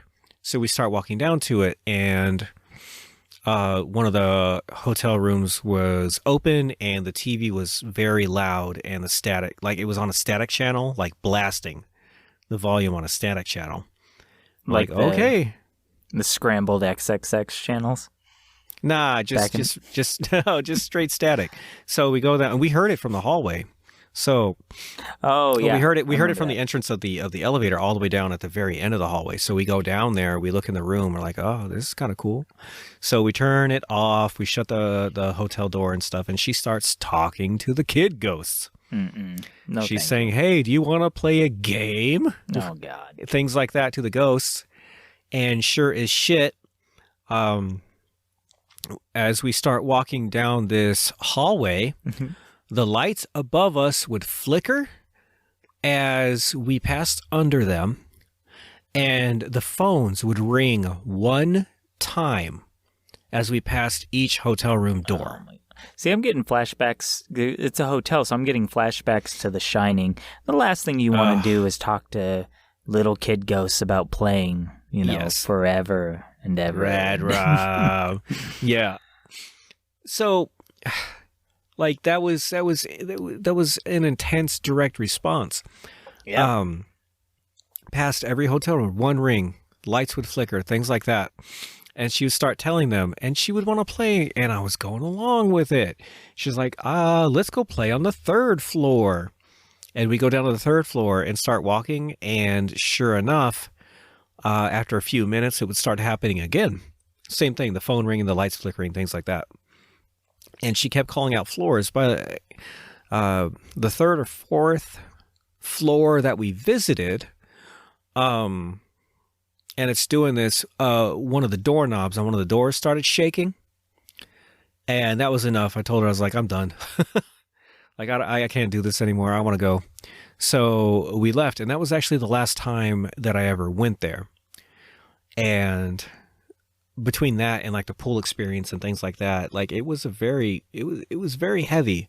That's and fucking wild. and it was, so these were experiences that I've never experienced again in my life, save for a little anecdote that I'll share with you. And I'm going to throw in real quick, like, I remember this because you may not be like hitting on it, but I remember around this time you had, said that you weren't really going back and stuff, but I recall that you just had like this thing of like a bad feeling. You just were like, something's going to, I don't know the way to put it, but you were just, the way you were saying that you weren't going again was just like, no good is going to come of it. Like, I'm just not going back. It's not worth it. I felt like something, I felt like something legitimately bad was going to happen if I kept going there, because it felt like things kept escalating. Yeah. And I really get, like, you're underplaying that just now, but that was a huge part of it, and I get that genuine sense off you that you really felt like you were pushing the limit of something. Yes. And this isn't a bit to, like, scare Frank. It's literally, you were really getting spooked out that you were pushing into something. So that's something I remember vividly, because I was still skeptical at that point. I was like, I want to go. And you're like, dude, we need to stop for a while. Yeah, you're absolutely right. Yeah. I really did. I took a long break. It was months before I called the hotel to see if the super was there and to talk to them, because somebody else became interested in it. But I felt like I had to stop because it was escalating. And I remember the super talking about working there long enough that things started following him home and stuff. Yeah. And with the at story, the time, with the stories he told about like workers getting sick and shit, I was worried for him. Yeah. Yeah. I hope he's all right. I hope he's not like one of the dudes that died, Oh, shit. Maybe we should look him up. Figure out what happened. Maybe. That would be cool. I wouldn't even know where to start. But yeah, it would be nice to know that he wasn't kidnapped by ghosts, for sure. Okay, so a little anecdote. Just recently here, when we were playing Phasmophobia, plenty of the nights when we were playing, my lights would start flickering and stuff. Yeah. Which is wild. We'd be into it and my lights would flicker. Now, this is where it kind of plays a little more into it, because the flickering light is like whatever. But throughout the house, randomly, one of our lights will start going on and off. It was enough that it really spooked Courtney one day, and it was in the middle of the day, and she called me and she started talking about the lights, and like she went from the bedroom to our kitchen, and 3 different lights were kind of just on and off, not a flicker, but like off, on, and it followed her. And these are lights that never do it, and I've never experienced it. And so in this house, it's a brand new build, but we moved here to take care of my dad, and we took care of him until he passed away last year. And like, she was convinced that it was my dad or something. Like, I don't know what to make of that. I've never experienced it, but it was enough to really spook Courtney. Well, here's the thing, and this will serve as kind of a conclusion. I mean, is the San Carlos was like the meat of our stories, and that was it, right? That's So we stopped. that was our ghost hunting career once we hit the San Carlos. Yeah. There is something weird that I have noticed in life, where on a grand scale, most people say ghosts don't exist, and like, there's I'm still skeptical. Yeah, there's no even proof. After all that. Because the way it's said is like, okay, if ghosts were real, how come we have, after so many years, so many people, how do we have no evidence? Right. Like, who knows? However, one of the things that I've experienced in life that if you get new friends, if you hang out with coworkers, if you do any of that, and you ask any person, like, you have a story that you can't explain, something that happened at home, something weird, paranormal, everyone has a story. Everyone does. Every single person in the world has a story that they can't explain with people to usually back it up who were there or like... And the weirdest thing is, people can tell you these stories. I have my wife. She tells me a story, and it's corroborated by her brother, where when they were kids, they both watched a cup move into the air, spin around a few times, and then slam itself against the wall and shatter into pieces. Wild. They have the story about it. And they told me this story, and I trust them both. They're both of sound mind. They were old enough that it wasn't imagination. And they have the story that they really claim to. However, at the end of the day, that doesn't do anything. Like, that doesn't change the world. There's this weird thing, though, that every person in the world seems to have a story that they can't explain, yet there's no acceptance universally that, people are saying, yeah, ghosts are real. Or there's, if not ghosts, some weird, I don't know, quantum physics, whatever. Some weird shit energy happens. Phenomenon or something. Yeah, but it's more than that, because there's got to be... And this is what the meat of this whole extra Patreon thing is about. Whether you know it or not, phasmophobia stirred up something within us that was, harkens back to something real that happened to us, to you, to all of us, that no matter what the explanation is, there is something weird and, I'm going to say, somewhat human.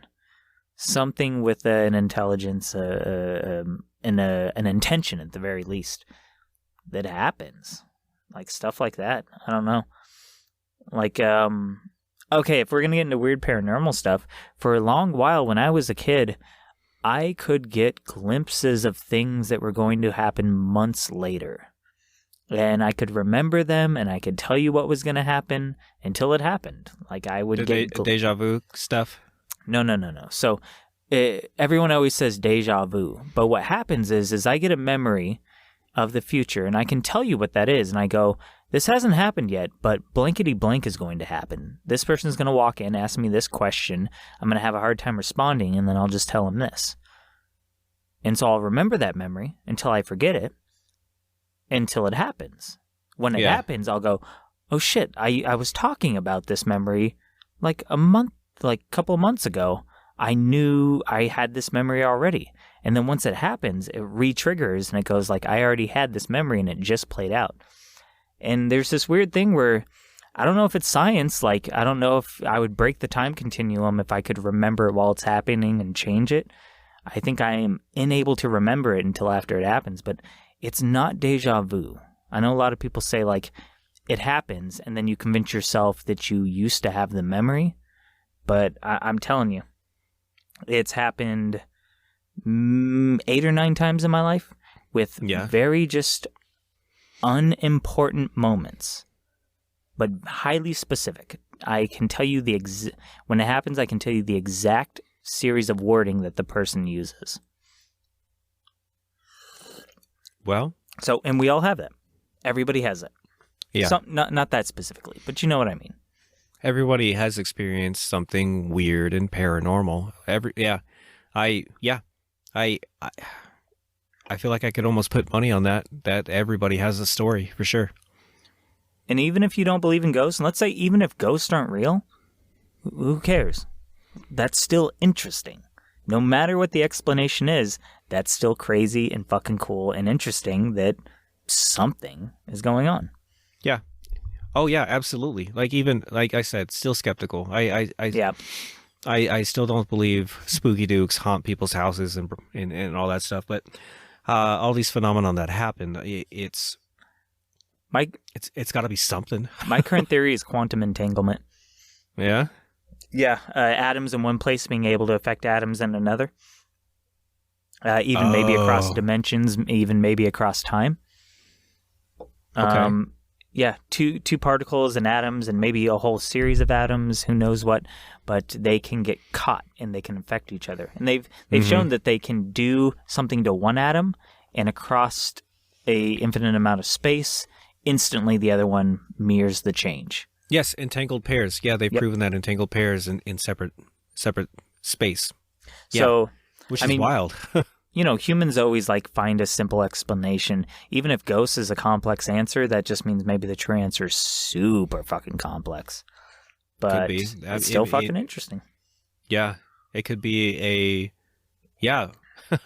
Or the answer to ghost could be a super complex physics, a piece of physics that we don't understand yet. Yeah, or it could be energy. It could be chakras. I mean, I have this theory that I say that magic cannot exist because let's say we find out tomorrow that ghosts exist.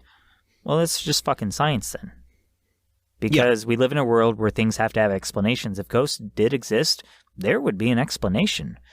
Given an infinite amount of time, we'd be able to break it down and figure out how they exist. We'd find new, energy fields and new equations and stuff, and eventually that'd become science. Mm-hmm. So, really, anything's possible. What's the phrase? I know I'm going to butcher it, but it's something along the lines of magic is just science. We haven't discovered yet, or yeah. I mean that's what I'm saying, but more succinct, better worded. But yeah, that's exactly what I'm getting at. Actually, I wrote this little piece about magic by definition can't exist because magic is saying something that exists based on not following the laws of science, and by its definition, magic means a falsehood. So magic will never exist because magic means something that's not real. So it's a weird self-defeating paradox. Yeah, because if even high fantasy stuff, let's go throwing fireballs with your hands. Mm-hmm. If that was a documented phenomenon, we would find out the physics behind it for sure. It wouldn't be magic at that point. It would be science. Right. Yeah, that's really magic just cannot exist because it becomes science the moment it does. That's the thing that's hilarious to me. Magic has to exist and it's non-explanation. Non-explanation is what magic is. So, I guess to sum up all of our stories, wizards are just math professors with a beard. If you take away anything tonight, Frank, let it be that. So, Frank, please take away more than that, Frank. Jesus Christ. You know what we could do for our Patreons?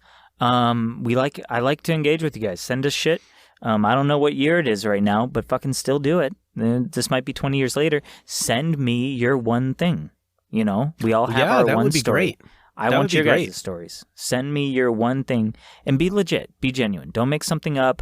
Don't do something that is half true because I believe that you actually have something. I believe everyone does. So send me a genuine story. You can even put in your words of doubt in there I don't know about this, but send me something real. Let it be genuine, man, because we're going to read these and we're going to be like, whoa. Oh, yeah. So don't break out your author's pen. Really give it to us raw. Tell us the real shit, man. Give it to us raw, I said. Good Lord. Don't pull a Terry. Don't pull a Terry on us. Don't pull a Terry on us. Just give it to us straight, man. Don't give us your Phasmophobia fanfic. And then Sonic walked in on the ghost. Do you think that exists yet? I hope it does. Wow. So, also another thing that you guys could send out to us is if you have ideas for Patreon content in itself. We thought this would be a cool thing to throw out there, but if there's something that you guys would like to see us do or talk about, send us a message and we'll see what we can do. Yeah. And don't think we're not talking to you because right now you are Frank. And I'm talking to you, Frank. If you're listening, you are automatically Frank. Yeah. And you know what? Looks like Frank is done digging his hole. So I think we should go ahead and wrap this up. What do you think, Frank? You dug your sleeping hole. Yeah. Why don't you throw your pillow and blanket down there, Frank? Looks good. Well, this is how the settlers did it. Keeps you warm when you dig a 6-foot hole. Keeps the wind off your back. Make sure you get real nice and comfy down there. We'll cover you up. Don't worry. Dirt's quite warm in the winter, surprisingly. Let's give you a little bit of a blanket. Man, the arc on this random narrative we invented. Now get the fuck out of here. Good night, everybody. Oh. Or morning.